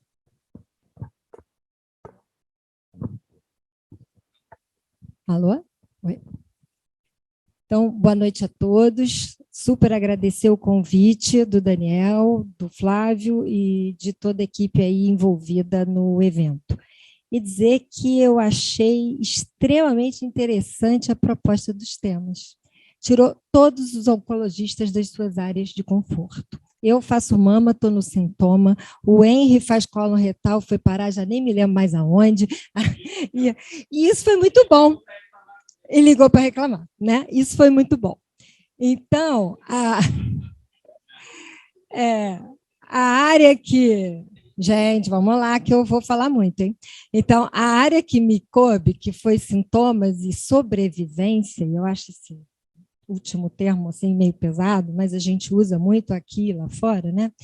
É uma área que os oncologistas geralmente não frequentam. É uma sala pequena do congresso, né? Escondidinha, e a maioria só quer saber das salas onde tem a última droga do último momento, do último minuto. Mas é extremamente importante. Eu acho que todo mundo tinha que revisitar várias vezes. Então, se eu me entender aqui com o...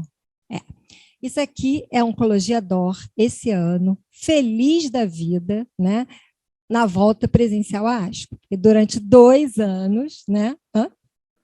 Depois das compras. Não, acho que antes das compras. Metade que não estava lá, como a doutora Clarissa, estava na Macy's, né? Não, na outra foto depois. Mas, enfim, essa era a nossa felicidade, né? Voltando à vida como tem que ser vivida.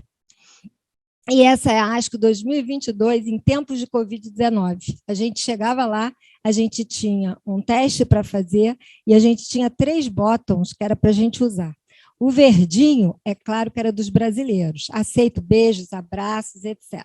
E tinha a galera do vermelho que tinha que manter quilômetros de distância. Isso foi fonte de muita brincadeira, mas eu achei que foi uma ideia bem criativa para a gente bypassar essa época tão difícil, né? Então, vindo aí para o nosso tema, o primeiro estudo que eu separei é um estudo que foi apresentado na discussão de pôster, tá? Então, era a avaliação do uso da acupuntura para tratamento de fogachos em mulheres com câncer de mama em uso de tratamento hormonal. Esse estudo veio do grupo do Dana-Farber e é um estudo que avaliou populações distintas. A gente tinha mulheres dos Estados Unidos, da China e da Coreia do Sul. E os critérios de elegibilidade eram pacientes com câncer de mama, estágio inicial, que estavam em tratamento endócrino e que apresentavam pelo menos 14 episódios de fogachos semanais. Esse é um dos sintomas mais significativos, não só do ponto de vista de frequência, mas também do ponto de vista de piora de qualidade de vida das mulheres, né? Então, é um tema bastante importante da gente endereçar. E eles avaliavam o cuidado habitual dessas pacientes versus a utilização de acupuntura como o braço para avaliação. Então, eram 2 sessões de acupuntura por semana, por 10 semanas. E essas pacientes eram avaliadas no score de fogachos e também em questionários de qualidade de vida. Então, foram 3 países diferentes avaliados, janeiro de 19 a junho de 21, no total 158 pacientes, ali elencados do ponto de vista de serem brancos, asiáticos, etc. E o que a gente vê, o Rodrigo está cobrindo ali o primeiro gráfico, né, é que do ponto de vista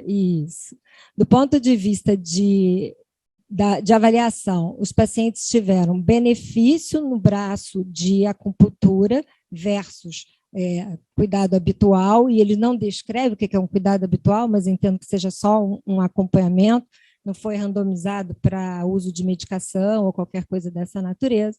E o que a gente viu é que houve uma redução do score de fogachos com o uso da acupuntura e uma melhora da qualidade de vida avaliada pelo FACT. Passou rápido demais. E qual que é a importância, na verdade, desse estudo? Primeiro, é um sintoma extremamente comum, né?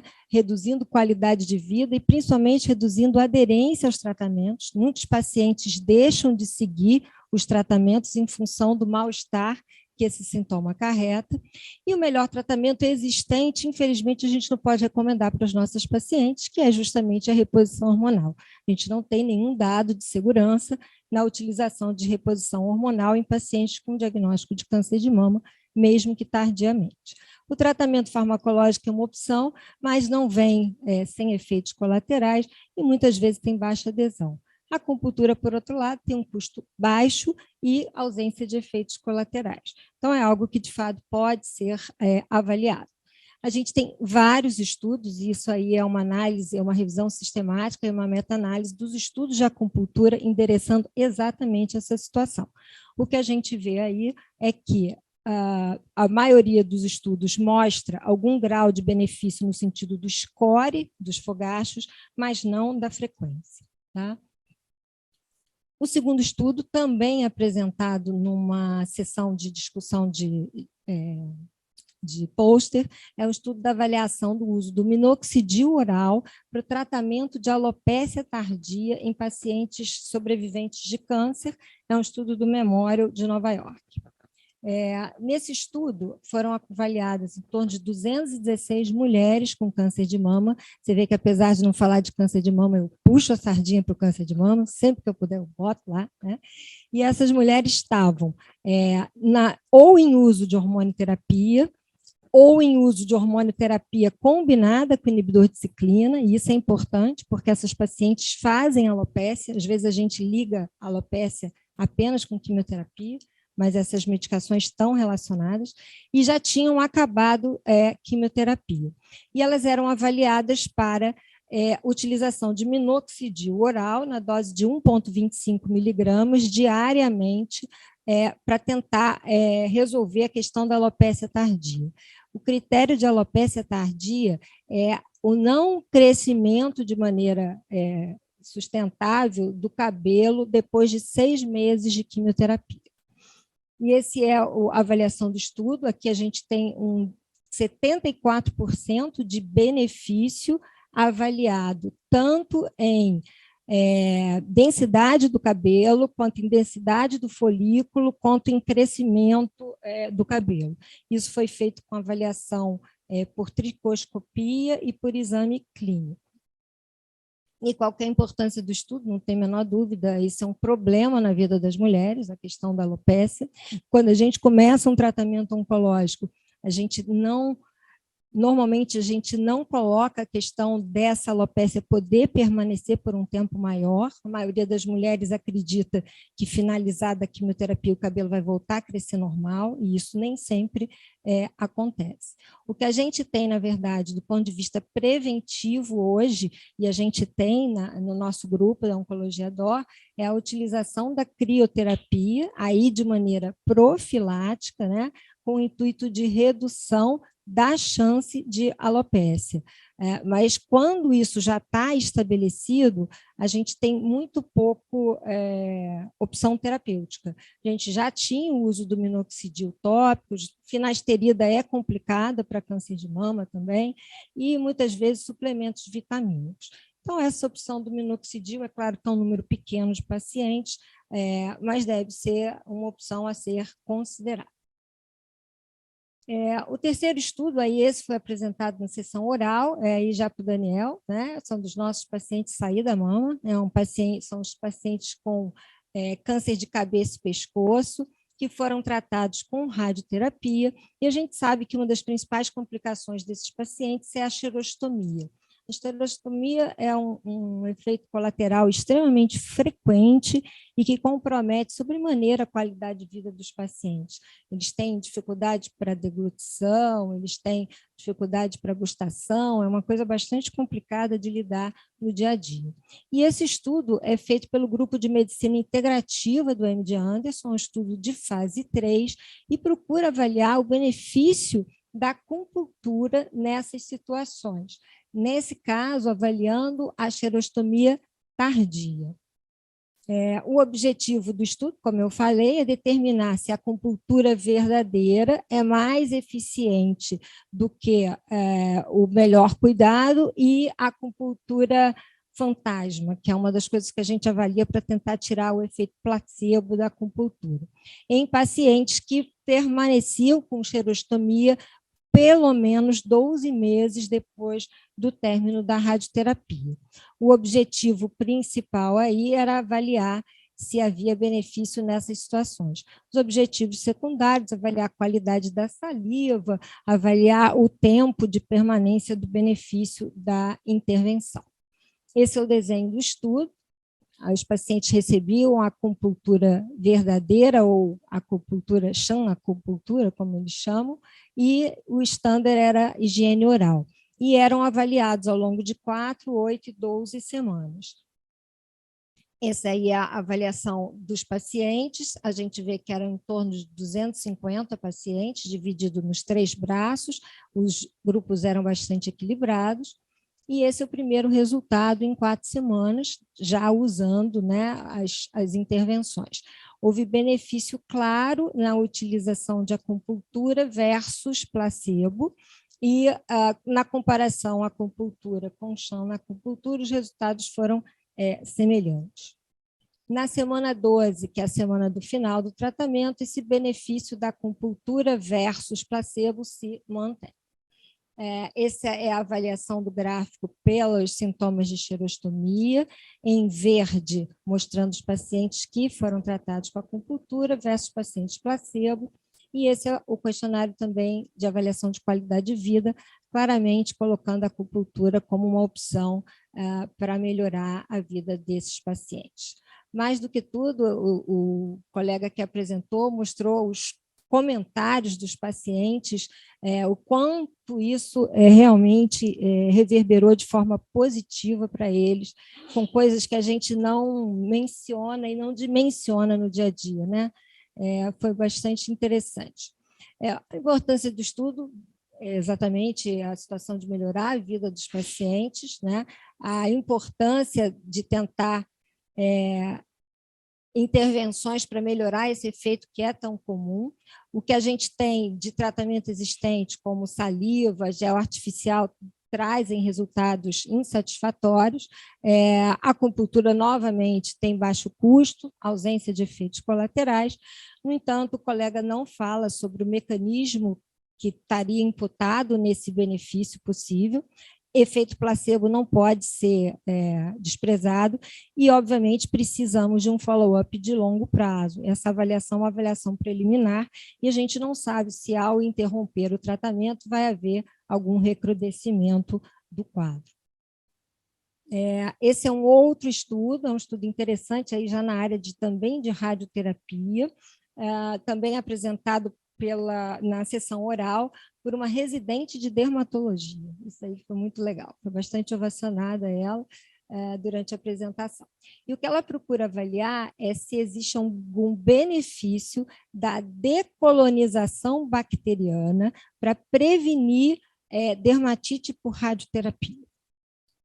Os métodos estão aí descritos, é um estudo de fase 2, avaliando standard of care, que a gente vai discutir o que é, versus a decolonização bacteriana.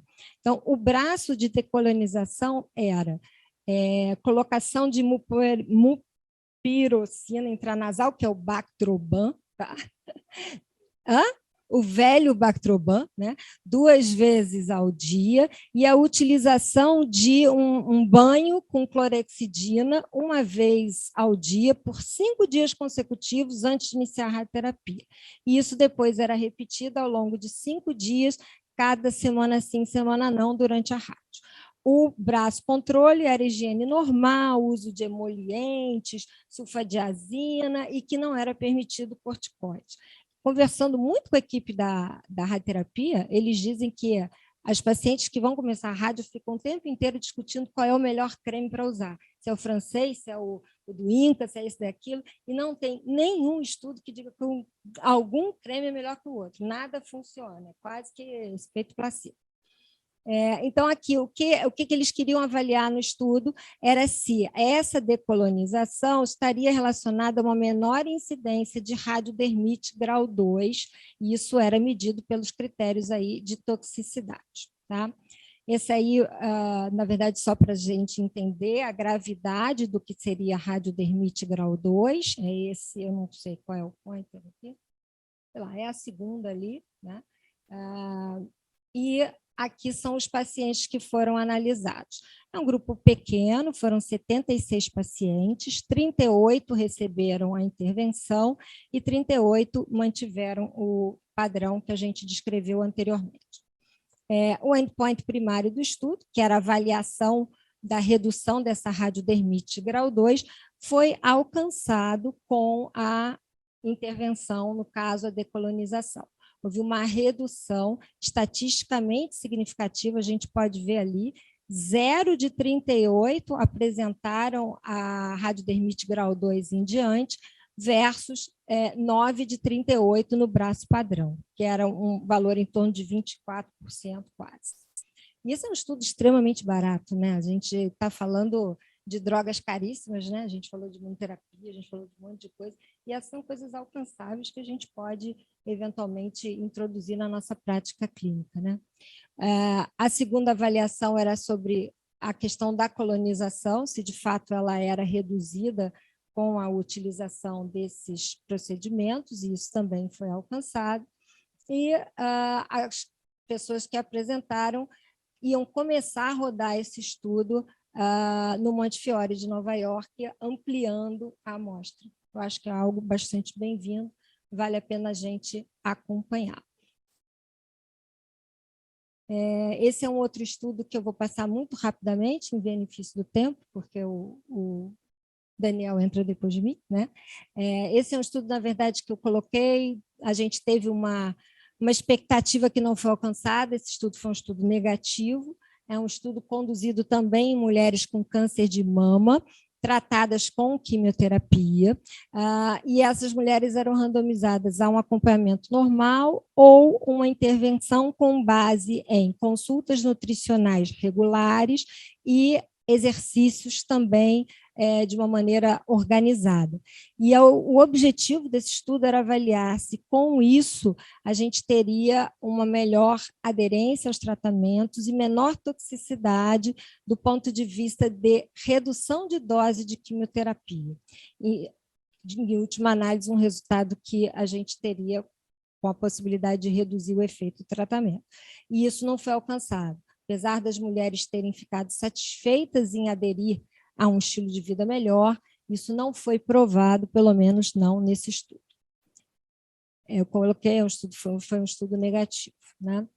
E, por fim, o último estudo, esse só para a gente avaliar a questão da sobrevivência, que fazia parte aí também da nossa apresentação, que é um estudo da avaliação da chance de tumores de segundos primários em pacientes tratados com técnicas diferentes de radioterapia em pacientes sobreviventes de câncer de próstata.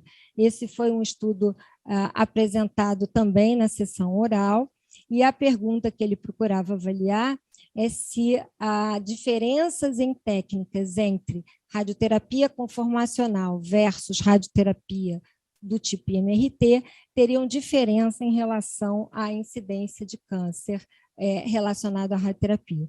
A gente sabe que câncer radioinduzido é uma complicação de qualquer tratamento radioterápico, e isso geralmente acontece à medida que os pacientes vivem muito, e quanto mais tempo passa, a gente tem mais chance para esse tipo de situação acontecer. Então, ele pegou um grupo grande de pacientes e avaliou especificamente esses endpoints de câncer secundários. Então, a gente vê aí que houve um benefício em relação a redução dessa incidência nos pacientes que fizeram MRT, especificamente em câncer de bexiga e câncer de cólon, tá? Então, esse é o último estudo, e eu abro aí para vocês perguntarem.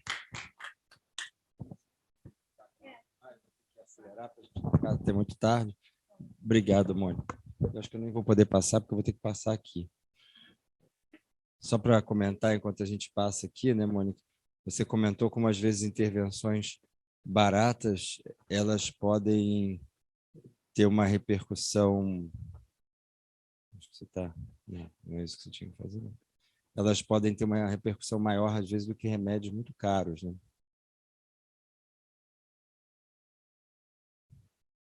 Nope.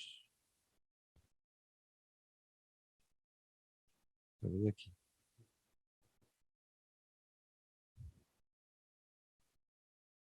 Então, assim, só para complementar, por exemplo, a acupuntura, Mônica, tinha estudos positivos e negativos nessa situação. Esse estudo talvez tenha sido mais bem desenhado, porque ele foi randomizado, né? O estudo de acupuntura, por exemplo.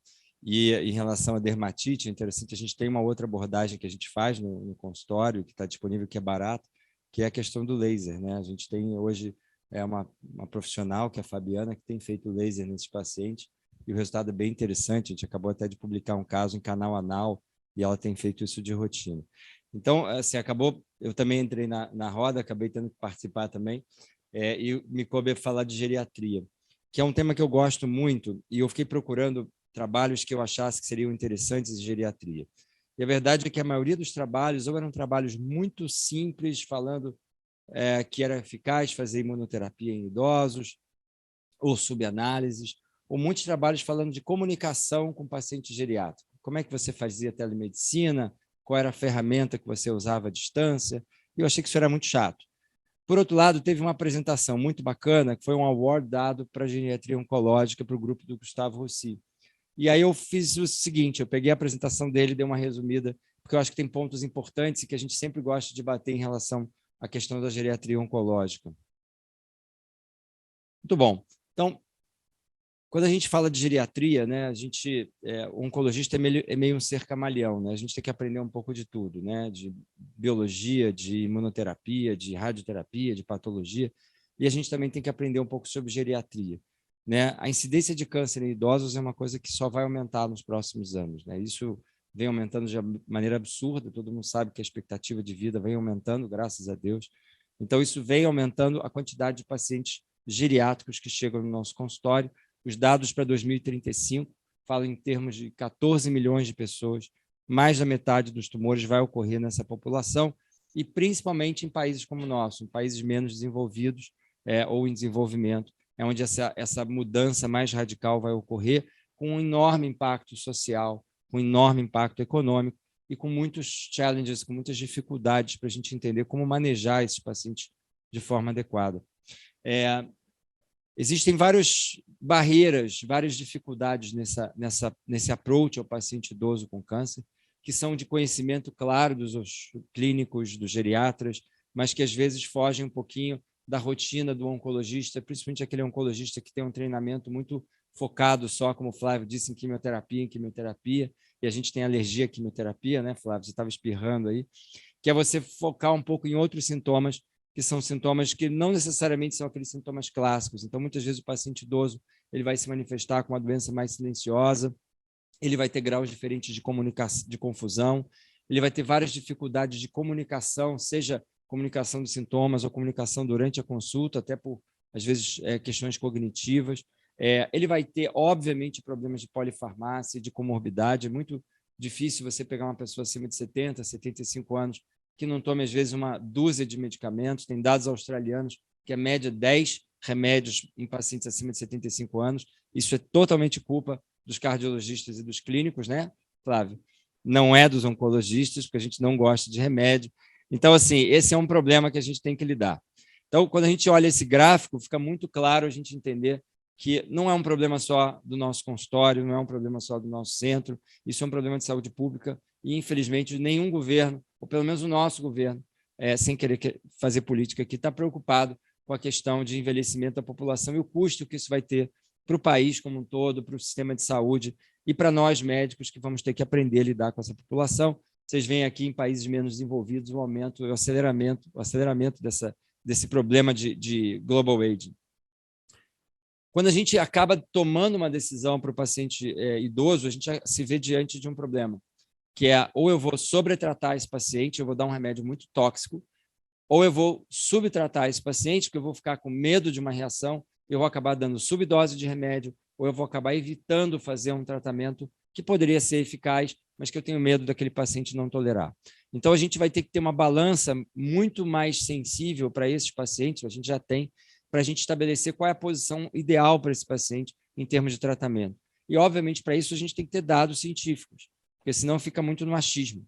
E é muito interessante a gente ver isso, porque muitas vezes a gente fala de idade, mas muitas vezes a gente não computa na nossa equação a questão das comorbidades do paciente.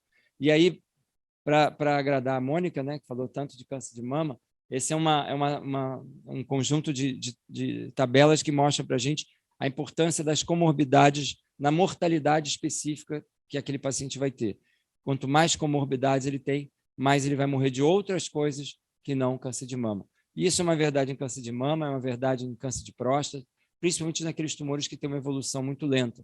Isso talvez não seja tão importante em câncer de pâncreas, porque a sobrevida ainda, infelizmente, não é longa, mas isso vai ser importante na tomada de decisão desse paciente quando ele chega no consultório. Qual é o impacto dessa avaliação geriátrica, né, dessa incorporação do Geriatric Assessment nessa história? E se a gente fosse levantar a mão aqui, quantos de nós fazem uma avaliação geriátrica plena? A resposta seria ninguém. Eu aprendi algumas técnicazinhas com meus amigos geriatras que eu faço. Às vezes eu fico andando com o paciente pelo corredor na clínica, ninguém entende por quê. Eu fico mandando ele sentar e levantar várias vezes, mando ele contar janeiro a dezembro, dezembro a janeiro, inverso, várias coisas que eu aprendi para ver se o cara está relativamente bem. Mas a verdade é que o que importa é algum grau de geriatric assessment. Não importa se você vai usar uma ferramenta oficial ou se você vai ter uma maneira sua de avaliar. Eu me lembro a Cláudia Burlá dizendo que ela já sabia se o paciente era fit ou não, quando ela olhava o paciente na cadeira da sala de espera e o paciente levantava. E a verdade é que a gente acaba treinando o nosso olho para identificar um pouco isso. Mas a verdade é que essa avaliação geriátrica ela pode ser muito importante, porque isso vai modificar o nosso plano terapêutico em, às vezes, quase metade dos casos. Às vezes eu vou diminuir a intensidade do tratamento e eu vou ter várias intervenções que eu vou eventualmente fazer nesse paciente, seja social, né? A gente hoje tem um problema, entre aspas, muitos idosos morando sozinhos, porque os filhos moram fora do Brasil ou moram fora do Rio de Janeiro, e acabam que a decisão passa a ser de um casal de idosos que não tem os filhos perto, os filhos estão só ligando pelo WhatsApp. A questão de nutrição e a questão de polifarmácia são fundamentais. E aí, quando a gente entra nos estudos, e aí, favorecendo a doutora Mônica de novo, eu já sabia que ela ia estar aqui na primeira fila, como é que isso funciona em termos de impacto de estudos em população idosa? E se você olhar, por exemplo, vários estudos com medicamentos aprovados ou novos, ou até antigos em câncer de mama, o número de pacientes idosos não passa de 10% a 15%. Então, como que a Mônica vai tomar uma decisão naquele paciente que chegar com 85 anos no consultório e ela vai poder basear a decisão dela em nível de evidência sólida? É muito difícil. E aí a gente tem que lembrar novamente isso. A maioria dos estudos que a gente discute aqui, estudos que a Clarissa comentou, que o Henry comentou, que o Rodrigo comentou, que a Eloá comentou, a Eloá talvez menos porque ela focou em outra coisa, mas são estudos que pegam pacientes geralmente mais jovens, com menos comorbidades, que não têm nenhuma disfunção de órgão grave, e geralmente são pacientes fit o suficiente para chegar no consultório, sair do consultório, fazer aqueles exames todos, e eles não vão representar os dados de vida real que a gente tem no nosso consultório, muito menos, às vezes, em condições mais complexas, como hospitais públicos, que às vezes o paciente não tem nem condição de comprar um remédio ou, eventualmente, comparecer a uma consulta. Então, a única maneira de resolver essa equação obviamente, a gente tentar ter estudos focados nessa população, né? Ter mais pesquisa focada nessa população e mais educação voltada a ensinar médicos a lidar com isso. Esse grupo francês é um grupo liderado por vários médicos e que comentou na apresentação uma série de estudos que são relativamente pequenos, alguns, mas outros muito grandes, focando justamente só em população acima de 70 anos. E aí ele comenta de vários exemplos de trabalhos feitos nessa população idosa, mostrando muitas vezes taxas de toxicidade muito importante, mas às vezes esquemas de tratamento já moldados para pessoas idosas, como, por exemplo, o uso mais de anticorpos ou drogas em dose mais baixa, como, por exemplo, quimioterapia metronômica em doses bem mais baixas e toleráveis para uma população idosa. Então, lembrando que a gente tem poucos desses estudos e cada vez que a gente vai no Congresso, é muito raro o número de estudos focando nessa população. Então, existe uma necessidade, existe um grande gap de pesquisa nessa população e com endpoints diferentes, né? Endpoints que não sejam só sobrevida de doença, ou sobrevida global, ou taxa de resposta, mas que a gente avalie coisas, às vezes, mais significativas, né? Como, por exemplo, a qualidade de vida dos pacientes, uso de menores medicações, aquilo que você comentou, né, Mônica, aquelas frases do paciente, poxa, eu estou comendo melhor, eu estou sentindo o gosto da comida. Isso é muito mais importante, às vezes, do que se eu vou ter mais uma semana de vida. Então, a gente tem que, às vezes, mudar o nosso endpoint, a nossa avaliação para esse grupo de pacientes. Né? Existe uma sociedade que foca nisso, para quem não conhece, vale a pena ler os artigos da CIOG, que é a Sociedade Internacional de Geriatria Oncológica. Ela tem vários guidelines, várias ferramentas, várias coisas que são importantes no manejo do paciente com geriatria oncológica. Existem fellowship para geriatria oncológica nos Estados Unidos, no Brasil não tem, são poucos os lugares nos Estados Unidos, é uma opção, às vezes, para um jovem médico que queira fazer a sua formação em geriatria oncológica nos Estados Unidos. Então, ele coloca essa frase, né? Todos os médicos, nós que somos oncologistas de adultos, somos, na verdade, oncologistas geriátricos, porque a gente lida com isso, no mínimo, 1/3 dos nossos pacientes. A gente só não sabia ou não achava que sabia disso até pouco tempo. Então, há necessidade, sim, dessa integração, seja para melhorar a qualidade de vida do paciente, seja para otimizar o tratamento do paciente, seja para pensar em estudos que foquem mais nessa população de pacientes, porque são dois mundos que são totalmente diferentes, né? Num, a gente vai pensar em estudos moleculares, em questões familiares, em sobrevivência, em fertilidade, em dados de sobrevida, de resposta, e outros a gente vai focar em cognição, em qualidade de vida, né, em tempo para sintomas, né, em outros quesitos, como, por exemplo, nutrição, e até, obviamente, a independência desse paciente, que é um ponto fundamental no idoso. Então, esse é um trabalho que eu sugiro a quem tem interesse ler, que é justamente o que o oncologista deve saber sobre avaliação geriátrica no paciente idoso com câncer. Né? E é uma avaliação dessa Sociedade de Geriatria Oncológica. Esse trabalho está publicado no Journal of Oncology Practice, que é uma variante do JCO. Então, é importante a gente lidar com isso. Eu queria só finalizar, mais uma vez, agradecendo a todo mundo que está assistindo e a todo mundo que preparou arduamente. Mas, assim, eu vou ser sincero, o Rodrigo comentou isso comigo antes, eu falei para o Flávio, vamos sair um pouquinho do lugar comum, vamos fazer outras coisas. E eu aprendi a beça hoje aqui. Então, eu agradeço porque aprendi pra caramba com todos vocês.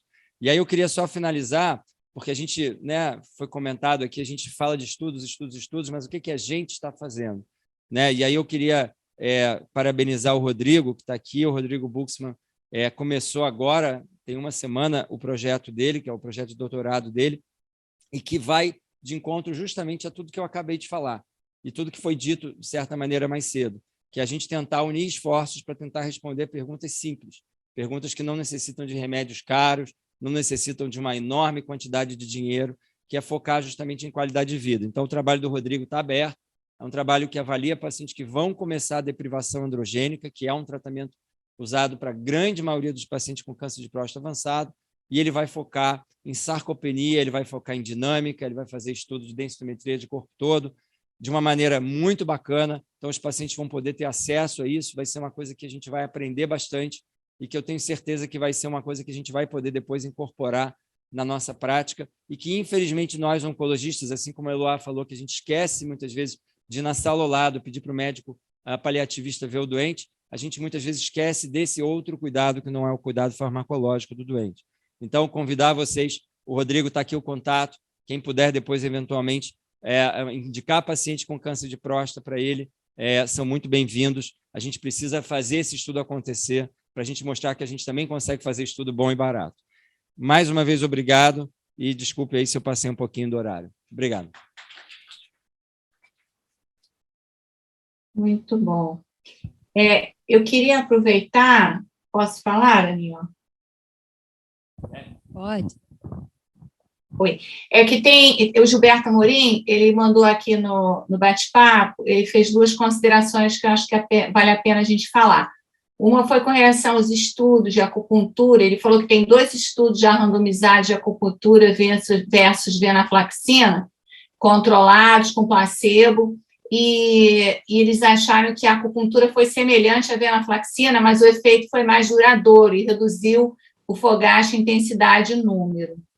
E o outro que ele falou também é o resultado final de um estudo fase 3 de tratamento adjuvante, endocrinoterapia adjuvante, mais ou menos quimioterapia, em pacientes com mais de 70 anos, e também e os pacientes têm idade, eu acho, superior a 70. Eu não sei bem o que ele quis dizer, mas eu acho que foi com relação à mediana de idade desses pacientes, que dos 10 mil pacientes randomizados, 76, a maioria, a mediana de idade é de 76 anos de idade, ou seja, a gente está lidando com população realmente idosa e, às vezes, sem saber o que fazer direito com esses pacientes. Eu acho que ele me considera, não são 2 mil, não foi 10 mil, foi 1.000 pacientes, que ele corrigiu aqui.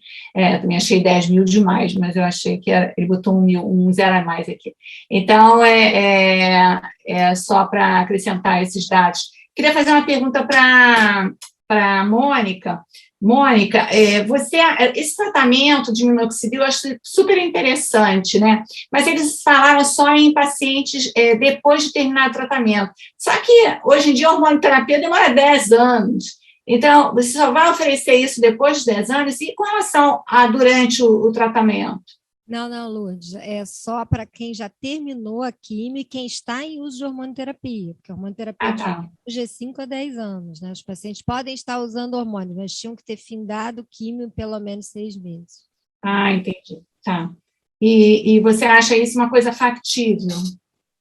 Eu acho que sim, né? Acho que essa é uma questão que permeia aí a autoestima das mulheres, a questão do cabelo é uma dificuldade, né, em todas as faixas de idade. Qualquer situação que a gente possa avaliar aí no sentido de benefício, acho que é bem interessante. A gente classicamente usava o minoxidil em solução, né? Era o que a gente mais utilizava. Só que fica uma melação no cabelo horrível, né? E ninguém adere, né, também, Moral, né? Tem essa opção aí, né? Agora, a dose que foi dita aqui é bem baixinha, né? 1,25 miligramas, e tem estudos mais recentes até para outros tipos de alopécia que já falam uma dose maior, mas tudo bem, tentar alguma coisa sempre. Eu vou passar para o Zé Bines agora para mim. Eu acho que vale, né? Tem pouco efeito colateral. Bom, acho que pelo avançado da hora aí, parabenizar todo mundo. Eu acho que pegar só a deixa do Daniel, acho que assim, a gente fala, né, de muitos estudos prospectivos, e eu acho que a gente como grupo também tem a oportunidade de fazer cada vez estudos que são mais frequentes, são estudos de mundo real, né, a gente aproveitar um pouco a casuística que a gente tem e olhar um pouco para trás e ver, né, acho que tem a vantagem de nem sempre são esses pacientes tão selecionados de estudo clínico e ver o que é a aplicação desses novos tratamentos na prática. Então, acho que volto aí para o Daniel, parabenizar a todos e deixar uma boa noite. Está na hora já, acho que se alguém quiser, tem vários comentários ali, não sei se foram respondidos pela Lourdes, mas eu acho que o horário está avançado, vamos todo mundo descansar agora e tomar um vinho. Obrigado, boa noite, gente. Obrigado. Boa noite, parabéns a todos.